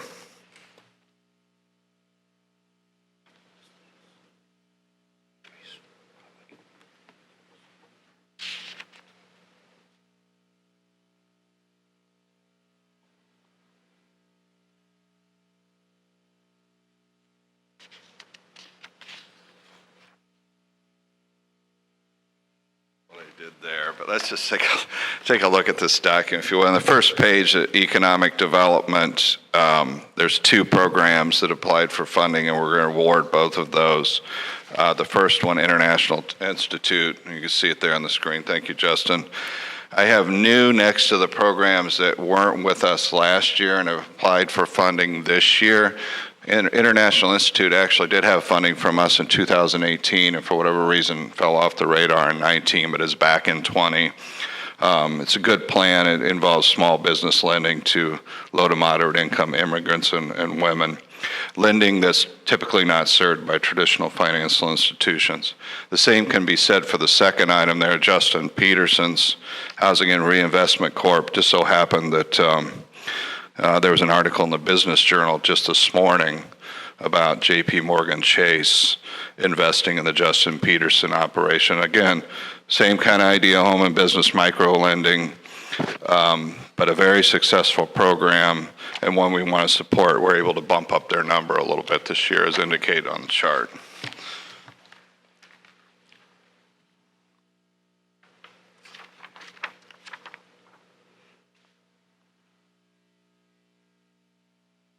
I can't display all this, but on the second page, we're getting into the housing programs, and we will come back a little bit later on housing, time permitting, and talk about some of the things that we're actually doing there, some of our outputs. But you'll see on those second and third pages our primary housing recipients who have been, most of them have been with us for a while. Missouri Energy Care at the bottom of the second page is a new program to us through 4200 Delore in the 14th Ward, providing citywide services to low-income households, so weatherization kind of product. But as we look down those second and third pages, you can see the different programs. Most of these, Harrenby, Mission St. Louis is a stalwart of improvement of property in the city of St. Louis, has been with us for a while. We've been able to inch up those two programs a little bit in funding for this year as well, which I think is a great thing.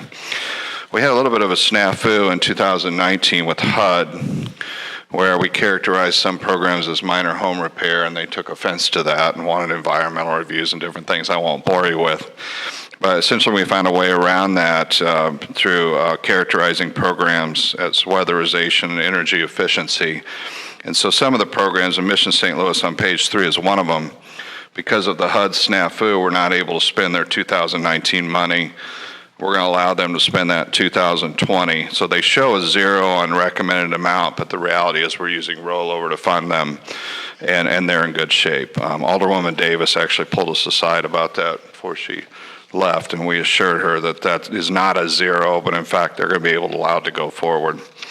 Going to page 4, same basic concept here. See North Newstead Association. I'm sure most of you are familiar with them. Great organization doing terrific things. They're throughout our document today, throughout our funding in various areas. Here you see them in housing. Again, we're letting them use 19 money similar to what I just described in 20, and they're going to be fully funded and ready to go. Housing partnership at the bottom of page 4, same kind of idea. And then the Urban League on the top of page 5 completes our housing. You will see as you look at page 5, the totals, a subtotal there, the amount that we're funding for housing, just like I did for economic development.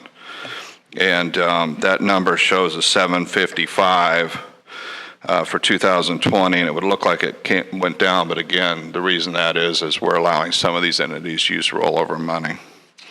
After that, we get into public services, and that is the meat of what we do in CDBG funding.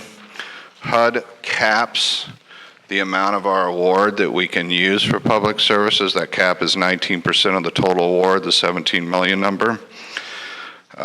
So as we go through, we always have more public services that have applied for funding than we can fund, but we also have to deal with the cap. Let me show you.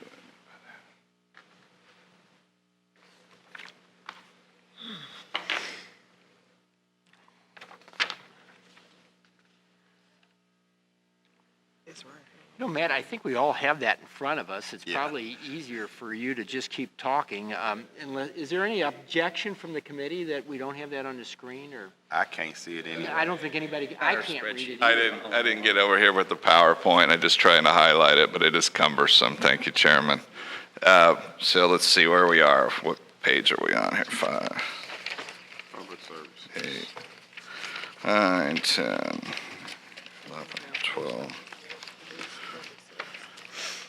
I guess it'd be about page 16, which is what I put up here, where we come down to the total of public services that we are recommending for award, and you see that number is $2,291,035, and you can see the prior year award at $1,975,000. So we have been able to increase it. Our cap went up a little bit. We have been able to push those programs up about $300,000. The other factor that comes into the cap, though, appears right below it on the screen, right on your printout, I should say now. Down that same page, we also fund public services amounts internal in the city, and those count toward the cap.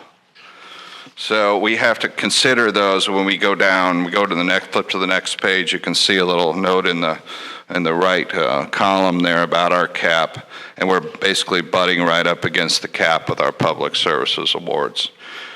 Just in the interest of time, there's a lot of meat in the public services awards from page 5 to 14 there that you're free to look at and go over. I will say that most of the programs that we're awarding are excellent programs that are in place in the city for a while, and we're just happy to be able to continue to fund them on a consistent basis.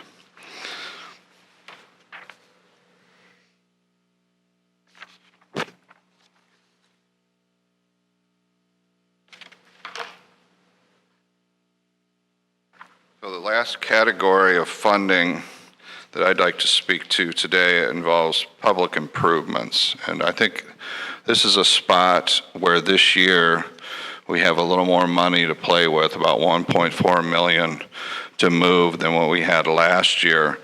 And we're able to do some public improvements that we couldn't even consider last year. So we're getting, I guess I'm about 5 pages toward the back here where it says on the left, public improvement proposals for 20, and you'll see the public improvements there. First one is new to us, has to do with reentry of prisoner population into the citizenry. We like this program a lot, and we're going to fund it to the tune of $112,000. This actually is going to be housed in the first floor of what was formerly known as the Drake Building it's in the 14th Ward, 4648 through 4656 Gravois. Some of you may know it.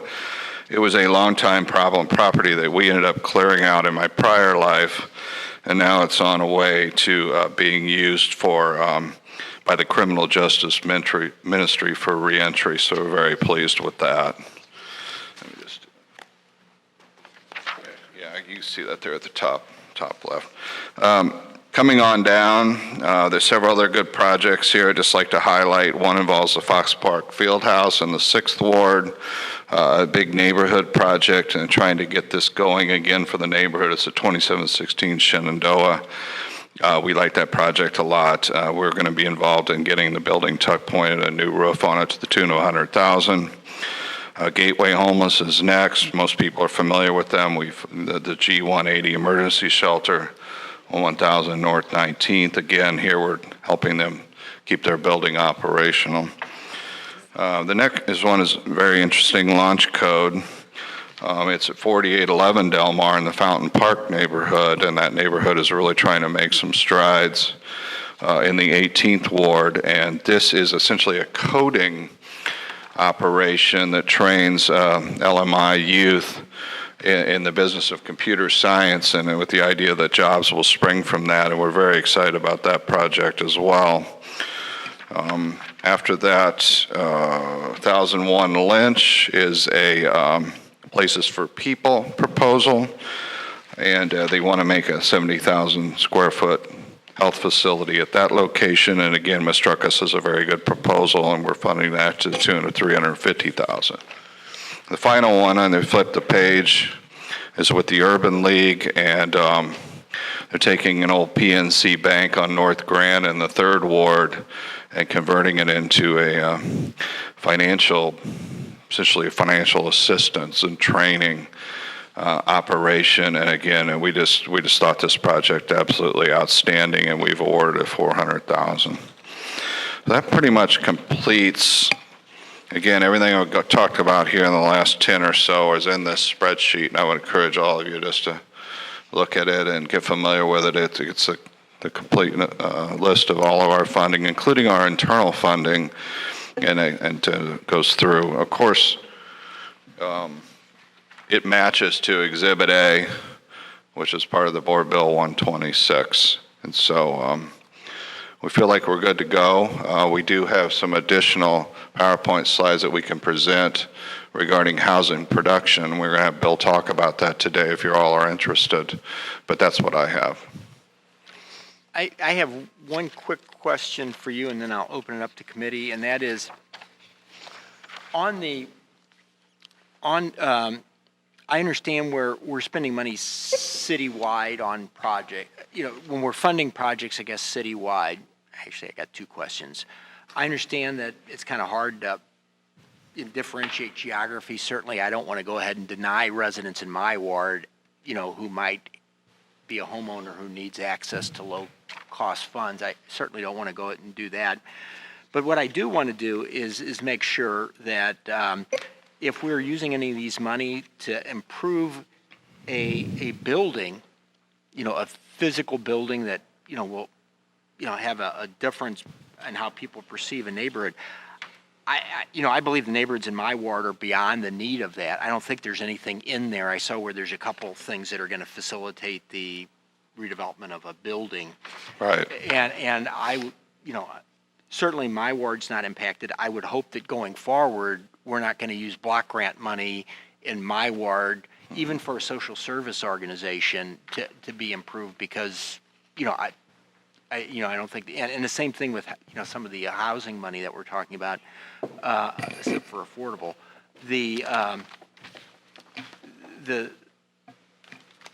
And I'm wondering if we should start thinking about, if we're going to use that money to kind of leverage a brick and mortar type of development, that we should kind of begin thinking about that relative to the incentive map. In other words, doing that in neighborhoods that might be, and I guess that's a comment, and certainly open that up to thoughts and other committee members. But I guess the other thing is as we're doing the affordable housing, I see that we're putting a lot of these monies into programs that are designed to help people in home ownership, whether it's weather stripping or whatever. Are we going to be able to kind of get an idea how much is being leveraged? So if we're putting $50,000 in a program like that, are we getting money from the outside? Because one of the things I think that we want to look at when we do the affordable housing study is how many, the cost of building a brand new unit versus the cost of helping somebody stay in an existing unit is a big difference. And understanding what that ratio is, and going forward. And I don't want to put you on the spot now, but I understand. So I think that's a big part of our housing production, is not just building and rehabbing housing, whether it be owner occupied or rental, but also trying to keep people in their homes. And of course, we know in St. Louis those are largely brick in nature, and they need upkeep. And we have some elderly population, of course, and that's a big part of what we do. So it's a big part of our housing effort. Okay. Why don't we go through this, and then we'll go ahead and talk about housing production for a couple of minutes. Alderman Boyd, any questions on this? Sure. Thanks, Matt. My first question, Matt, and I know you're still relatively new, have you looked at how other cities like St. Louis, let's use Kansas City, for example, and how they allocate their block grant funds? Yeah, no, I think Kansas City is very similar to the way we do it. I mean, we're all running under the same HUD restraints, of course. And I think the differences, if there are any, and I'm not saying I don't know that there are, but would be the internal funding sources that we're funding as part of the CDBG allocation, LRA, the neighborhood commercial districts. The different things that we're doing in St. Louis are probably unique from Kansas City. And that we do use a large portion of our funding to accomplish those projects. As we look at doing this 5-year strategic plan, and I've said this in the meeting when they met with the alderman, we really need to look to taking some of these city departments out of the block grant budget, like planning department, for an example, and the city councilor's office and comptroller's office.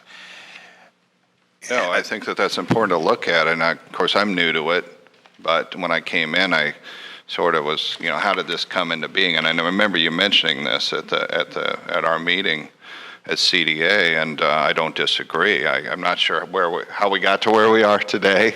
Right. But I'm not sure that shouldn't be rearranged in some way to free up more money to do different projects that we typically would do at CDA.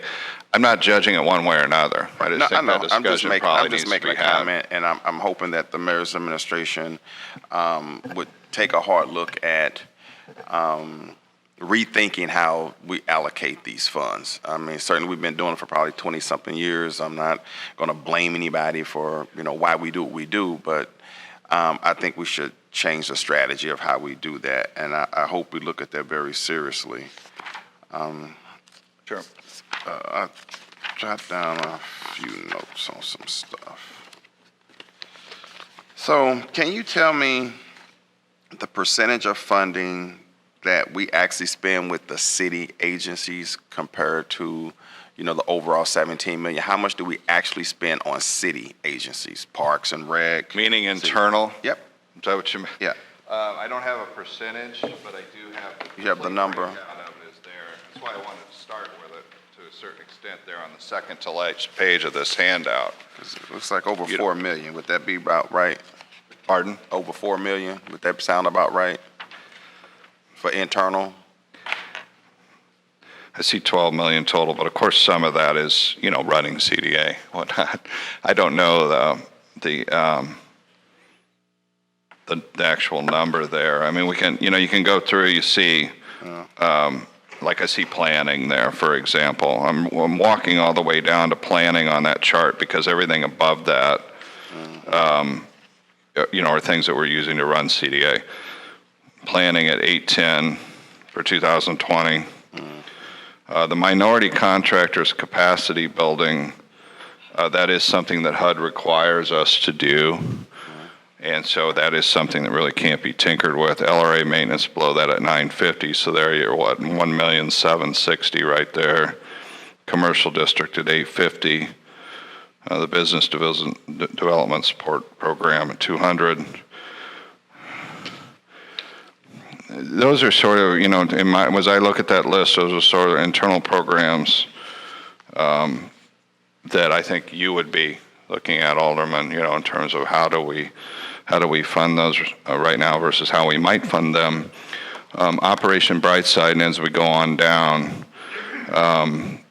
those are things that also could be looked at. I suppose they're just not as central to 1520 market.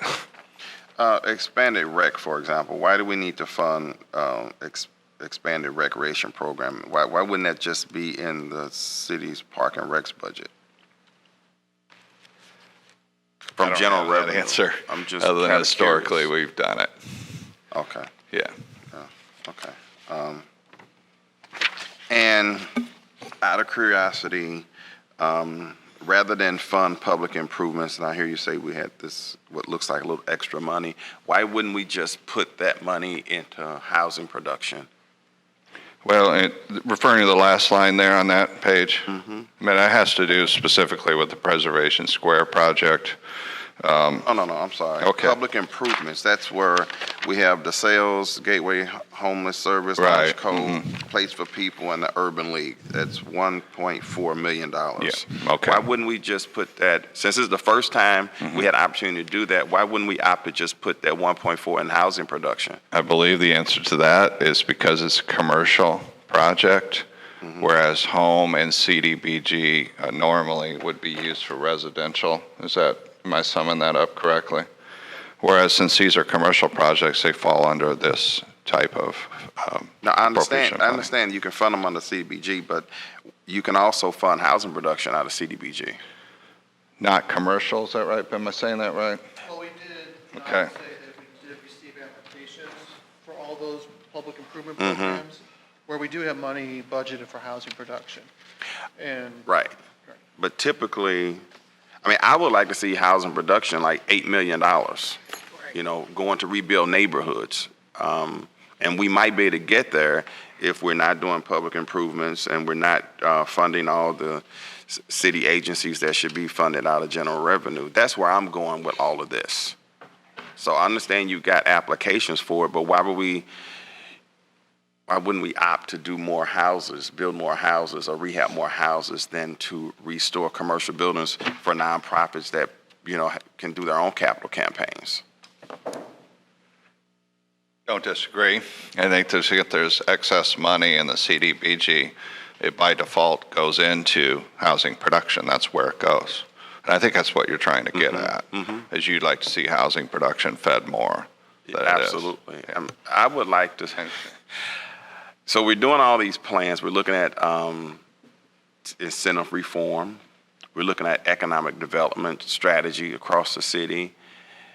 We need to look at how do we adequately prioritize our use of block grant and home funds and be serious about it.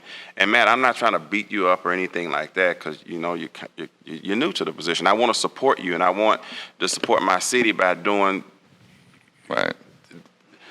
the best practice. Yeah, it's sort of the luxury we had this year, if you want to call it a luxury, is we had $1.4 million. We could do the public improvement projects with what we didn't even have last year. Right. So we're able to cast out and do those, and I feel good about them.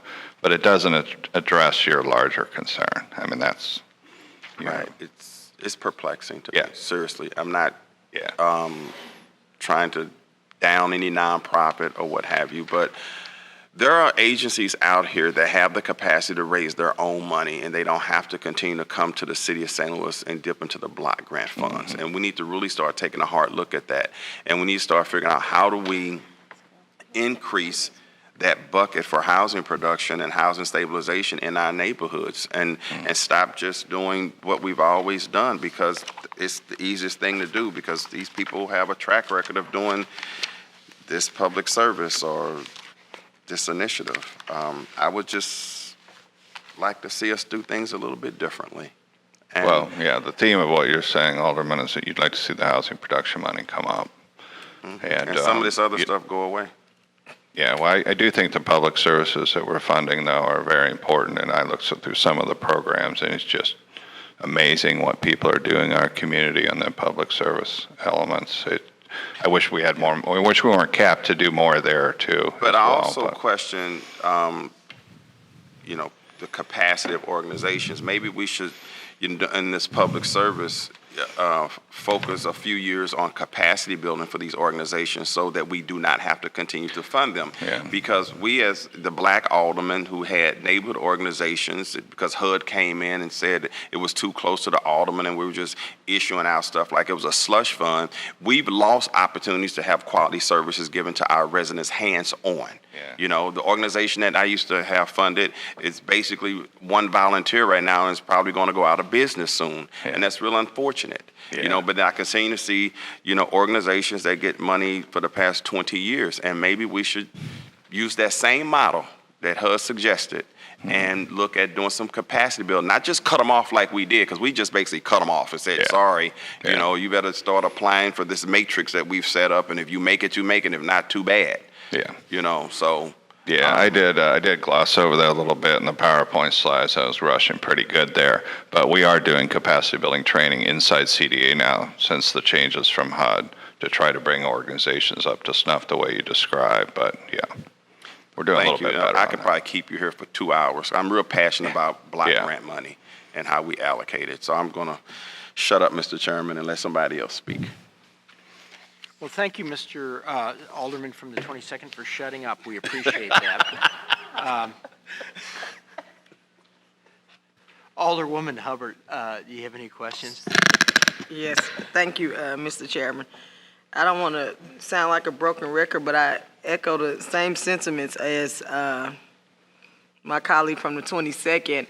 I remember when I first got elected, that's when it was like December 2011, that's when the revamp started, and you didn't have all the cub doors, and you didn't have all the stuff that you all are handling solely now. And I know that during that time it was an issue with the home repair program. Did they revamp that some? Because how it was structured by HUD, it had to assess every code violation and a little 20 or 30 grand or whatever. In my community, it didn't do anything. That model didn't work. So Can you tell me Yeah. how they're doing the home repair Yeah, program? I think it's interesting how we're going back and talk to 2011, 2012, so much change. And I actually thought that was old news today. I didn't want to spend a lot of time on it, but it's left a lot of people in the lurch.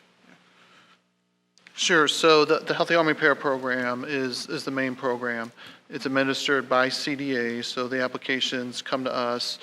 And there are two components. There is one component where it's a comprehensive repair, and it does require all the code violations to be addressed. And that's by the funding source from HUD, home funds, which do require it. So that's a mandate from HUD. But we do have what we call a priority program. That's funded by block grant. We don't have to do everything, so we could just do the furnace or the roof or replacing the sewer lateral, things like that. So And how much money is in the second program that you mentioned? I think the allocation is for the loan pool, $1.5 million.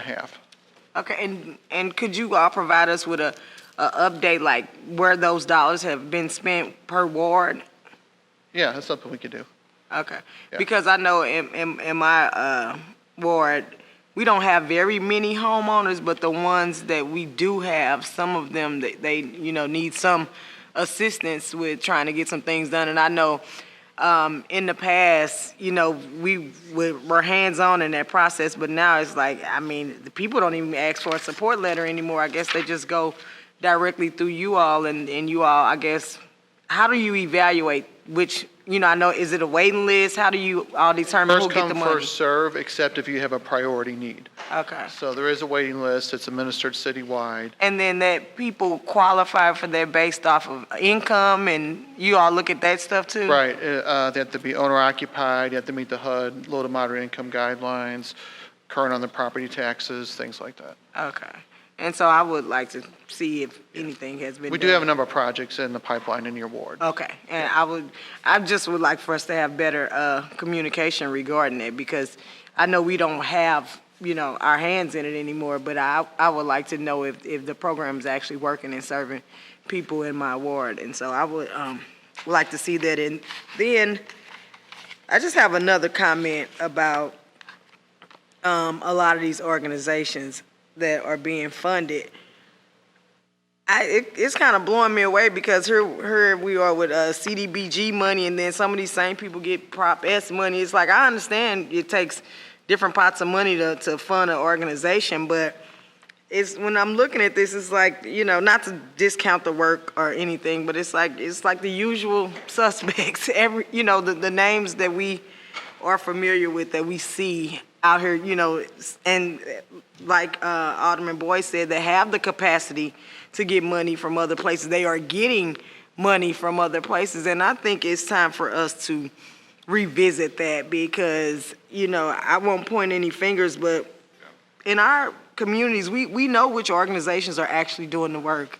We know which ones are acting like they're doing the work and documenting, but we not seeing the results. And so I think we need to look at that. When you have organizations who have been getting a windfall of money from other places, here recently, it's like, okay, you don't need our $100,000 or, 50.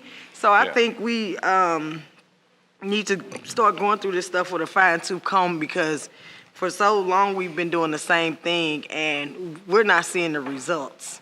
Yeah, Alderwoman, I don't disagree with it. The part that I didn't bring to you today, which is the part we're doing internally in CDA leading up to today, was there were several applicants or even programs that we either sliced back or eliminated entirely this year due to concerns like you're expressing.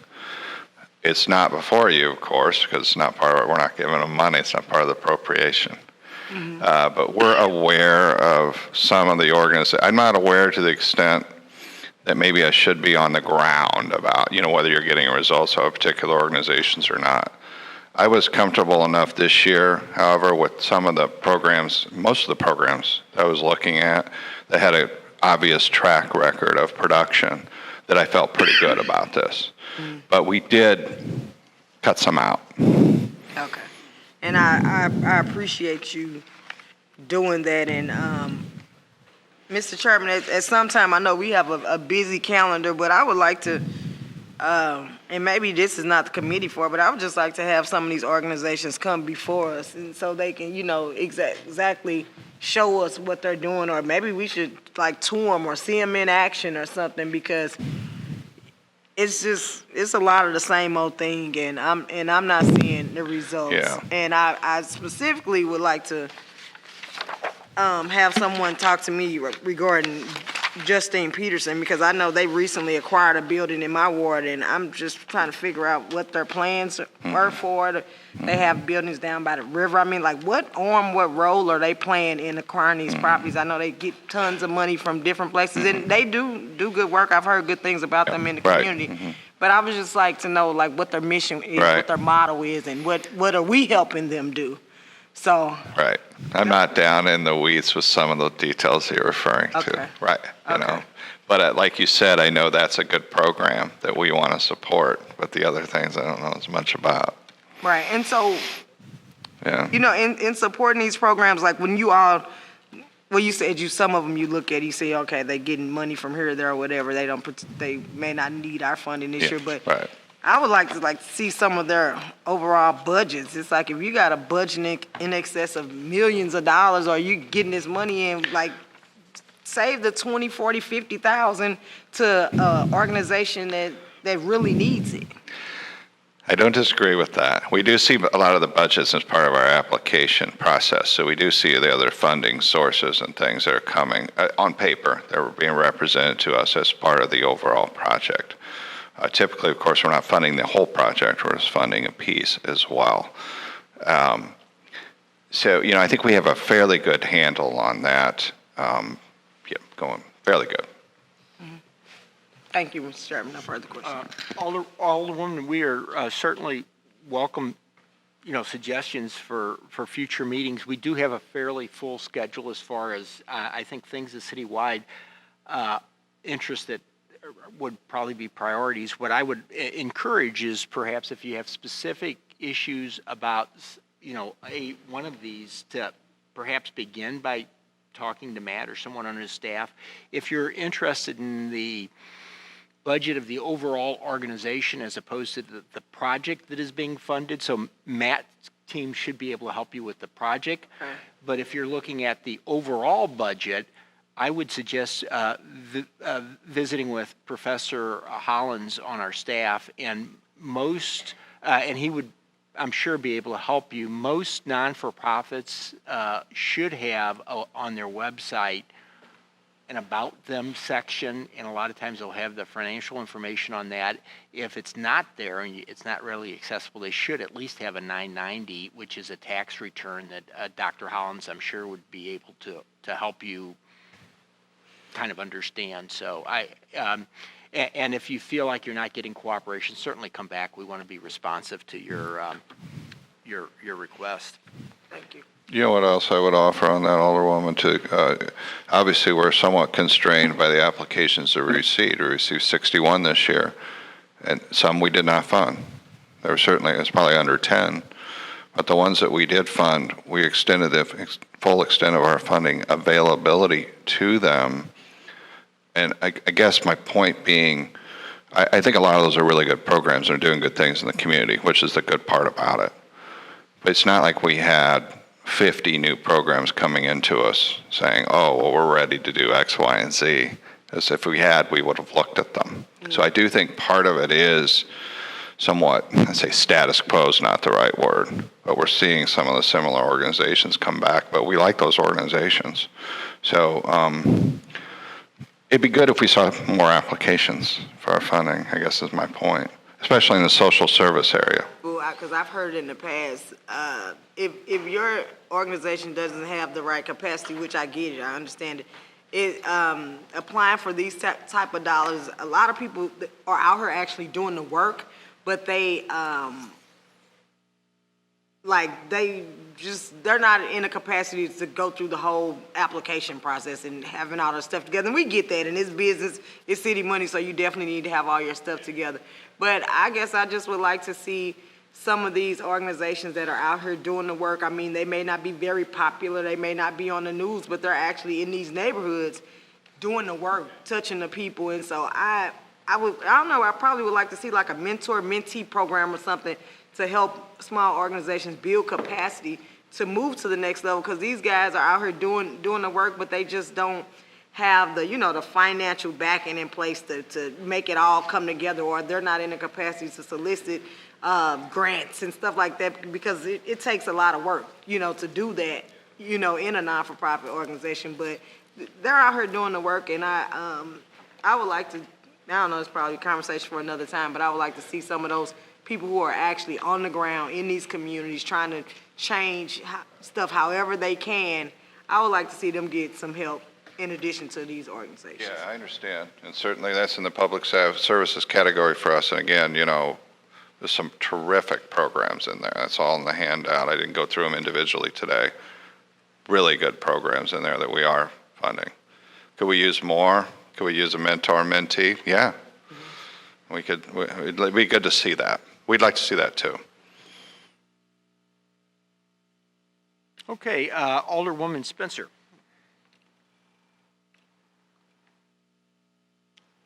Any questions? Mr. Chairman, I had a question. I don't know if Mr. Moe could answer it, but, the $2 million that we're allocating towards the Health and Human Services Department through this, is that exclusively how that department is funded, or are there other sources of funding? Do you happen to know? For human services? Yes. Oh, yes. How many, do you happen to know the department budget? I guess I should just be able to look that up. But there are other funding sources for the You might know, Steve. It's around 20 million. total. Okay. Just a small piece. I wondered how big that. I might be off a million here or there, but it's around that. I mean, emergency services, the emergency housing, that is strictly housing dollars being spent. No, it's CDBG dollars we spend. No, but I mean, it's exclusively spent on emergency housing. Oh, I think it includes services. Services as well. Okay. Okay. That's kind of getting into the nitty-gritty of that particular thing, so I apologize for that, but it caught my attention. 2 million on that, I want to say, on the ESG. Yep. ESG is 2 million, yes. Mm-hmm. So about 10% of their total funding in that area. Yeah, okay. I appreciate that. Yeah, sure. Okay. So emergency solutions grant money is broken down into very specific categories of what human services can spend it on. So it has to go towards categories like rapid rehousing, which is sort of moving people quickly into permanent housing, transitional shelter, street outreach services, housing information services, and then the information system that they have to do to collect statistics on homelessness, and then their own administration. But it's very prescribed categories that those emergency solution grant funds get used for in human services. Okay, I appreciate that. Thank you. That's all I have, Mr. Chairman. Thank you. Alderman Olden. Did I miss Alderman Kotar again? I am so sorry. I was late to the party. Thanks, Chairman. Matt, I got some questions mainly about the non-competitive city funding on the second to last page. If I could, I'll just go down my list here on a couple of these. On your healthy home repair loan pool, you got $1.5 million, and you may have already covered this, I apologize. How many, on average, how many homes can you impact? Can you loan, or how many households can you loan to for repairs with that amount of money? We usually do over 200. 200 a year? Okay. Out of, how long is the waiting list? I think we covered this last week, but I don't remember. The waiting list is about 1,100 people right now, citywide. 11, okay. It used to be, it was high as 3,600. You're down to 1,100. Okay. All right. It's not a big line item, but $145,000 for legal services support. What is that? Yeah, that's it's a good question. essentially the lawyer for CDA and her supervisor, a piece of their Got it. funding, yes. I won't quibble about paying the lawyers. All right. Should we increase that amount? Give them an increase. Now, the facade program. Right. Can you talk sort of generally about that? I know there's some restrictions on it now. What's going on with that program? Well, we refer to it as Neighborhood Commercial District Program. Okay. The facade program's another way. The concept is to help established businesses improve the look. Really, when you get down to improve their look on the street face. That's run out of SLDC, so I don't have too much interaction back and forth about their production. But there has been concerns about that in the past in terms of what they're doing and how much they're impacting the community. Unfortunately, I'm just not able to speak to it. Okay. Moving down my list, well, I'm familiar with a lot of these. Right. You started talking about this and then I think changed subject with this last line item, the $1.2 million for choice Right. public improvement. What is that? Right, that is money that's been dedicated to the renovation of Preservation Square in the 5th Ward. And that is it's part of a $29.5 million federal grant that was given to the city back in 2016. It started, and CDBG money is complementing that this year and projected in 2020 to the extent of the $1.2 million. Got it. That's all I've got. Thank you. Alderman Oldenburg. I have no questions, thank you. Alderwoman Boyd. I have questions.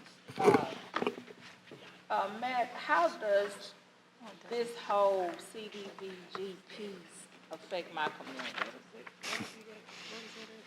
You have, I would start that by saying you have public service providers for youth, for reentry of people coming out of prison, for food, for the elderly. Those are the main 3 topics. And when you talk about public services, a lot of those programs are focused on the north side. Some are citywide. Some are just down in the 11th Ward, a few of them. But What part of North St. Louis they're focusing on? well, I mean, we call them the NRSA areas. Are you familiar with that? It's a HUD term, Neighborhood Revitalization Strategy areas, of which, of course, Walnut Park is one of them. But the applicants and the service providers that we have funded, they score better and we fund more when they're in those parts of town as part of our process of awarding funding. So, that's part of it.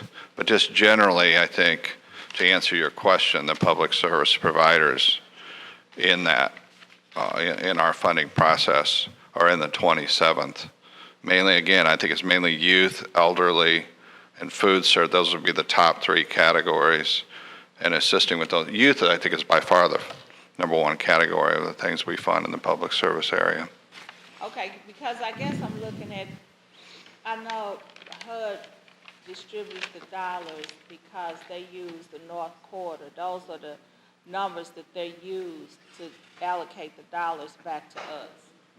And so I guess my question is, I keep hearing you say they're in our ward. I don't know who they are. I don't know any of these organizations that's doing whatever you have on here. I don't know who they are. And so that's a big issue to me. But I'm trying to figure out what steps have these organizations taken to serve the community. And that's back to what you were saying. You said they're in the 27th ward, but who are they? Right, well, North Newstead Association comes to mind. They're involved in... They just tier us to somebody else. They can't service. Yeah, that may not be the best example, but there are other examples of minor home repair and, youth services and food services in that are in the 27th. I just can't recite it to you at the moment. Healthy Home program, that's a 2-year waiting list. Yeah, so that's my waiting residents list. aren't serviced on that. North Newstead sends us to somebody else.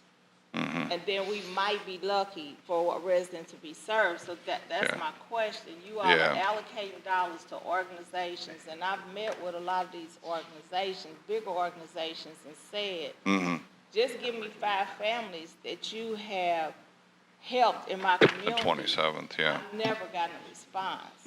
And so the problem that I'm having in regards to the 27, Walnut Park is the most devastated area over there, and we don't have the services that we need to rebuild. And as the other older people said, you know, I'm seeing you all over, but not in those devastating areas that need those services. And then we had a strong housing corporation that you all didn't help. As Alderwoman Hubbard said, you had organizations that were in those communities that was helping to rebuild those communities. And then you all walked away. You just right. said, okay, you don't need to get any more help. And so now that organization is struggling, and they're still helping the community. They're still doing what needs to be done. Yeah. But I'm just challenged because you all use our communities to get the dollars, and then our community don't get the dollars. Yeah, North Newstead was a bad example, you're right, but there are other organizations in there that should be in 27, as far as I know they are. I just, that's my knowledge. Y'all send me a list of who these organizations I can certainly are, do that, yes. because I Right. really want to know who my people, who's servicing Right. my residents. Right, I just don't have that kind of detail here today, but yes. The other point, though, you made about Riverview West Florissant, which of course we worked with for years with Alderman Carter, rest in peace, and others, was just an absolutely great organization. But we ran into problems with them complying with the grant monitoring requirements is what happened with that project. I mean, anybody who does receive our money, unfortunately, has to go through some steps to retain it, and it can be quite cumbersome for some of the organizations. But as you and I both know, Matt, they went through the process and it was supposed to be done. And when you tell me that you do training to help people, Right. nobody said nobody over there to help them. I don't really know the background on that. I do know that there was some grant compliance issues. We need to leave that if you don't know the whole story. Yeah, We need to leave that alone. But I know Yeah. that ward, I'm not gonna stop fighting for those residents in that ward. And I need to know what organizations Okay. are you all giving dollars to that's supposed to be serviced in our ward. I will let you know that more precisely. I just can't give it to you right now, yes, Thank you certainly. very much. That's all I'm asking. Because I'll be disappointed to find out if that's not happening, because that's sort of, I'm telling you, because people are calling Right. me, and I'm looking around trying to find organizations. yeah, And when we go to North Newstead, you know what they do? They refer us to somebody else. Yeah, And like I'm I said, so a bad I'm example. telling you to call you, and if you can't Yeah. do it. Yeah. So that's frustrating. I mean, I'd say because North Newstead is one that obviously comes to mind immediately, but there's other doing, Right. So up if you there, all so. could give me a list of who it is, Yeah. I would greatly appreciate it. Yeah, we probably should connect the two of you, or 3 of you, or whatever it is, yeah, sure, Thank you. absolutely.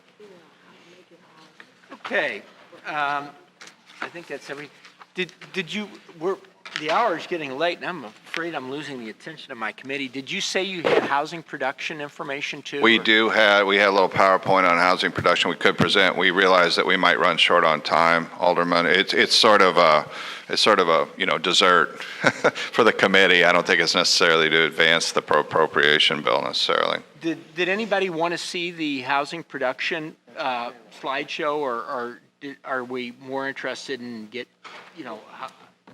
It's another meeting at 11:30. Are you, why don't we go ahead and have them send that out to us, if that's okay, and then we can discuss. Bill? I will say, it is part of the slide handout, which I see here. I don't know if you all have it. I see it stacked right there. I think that's it right there. Okay. Right We there, will get ma'am. this, is this it here? Yeah, that's it. You Okay. do have, So okay, I think yeah. everyone should have that. So that does have the housing material in it for your review, yes, at the end. What is the sense of the committee? Would people like a week to digest this, and we can have a committee meeting next week that, I will not be here far. Is there any, are people ready to vote on this today, or? I voted out. Okay, well, then the chair will entertain a motion. I move that we pass Board Bill 126 with a do-pass recommendation. Second. Previous roll. Been moved, seconded, request for previous roll. Hearing no objection, we'll consider board bill passed out of committee with a do-pass recommendation. Our last, thank you very much, Matt. You did a nice job for your first time in front of this crew. I know they're tough, but particularly the alderman from the 22nd. We're so happy that he shut up, but why don't we go ahead? Alderman from the 16th, do you want to go ahead and proceed for Alderwoman Howard's legislation?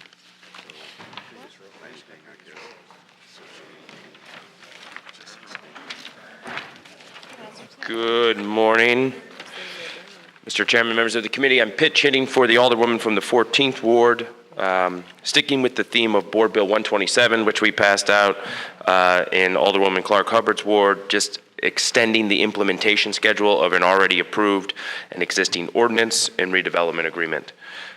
This will amend Ordinance 65177.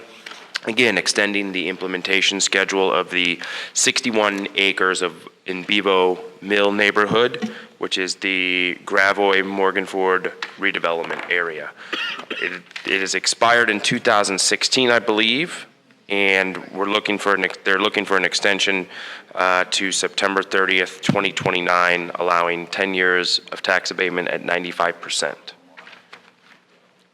Well, this sounds very familiar to what we've heard previously from the Alderman from the 26th. Are there any questions regarding this board bill? Alderman Boyd.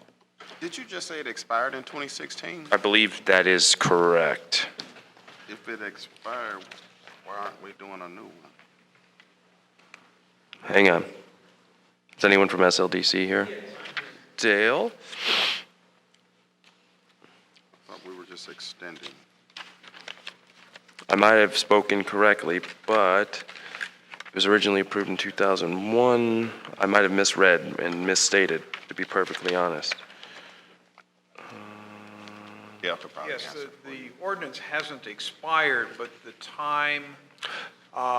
For completion of projects. Yeah, it had proposed completion of the project, and that time has expired. Gotcha. But the ordinance has not expired. Okay. Yeah. All right. Cool. Great clarification. Thank you.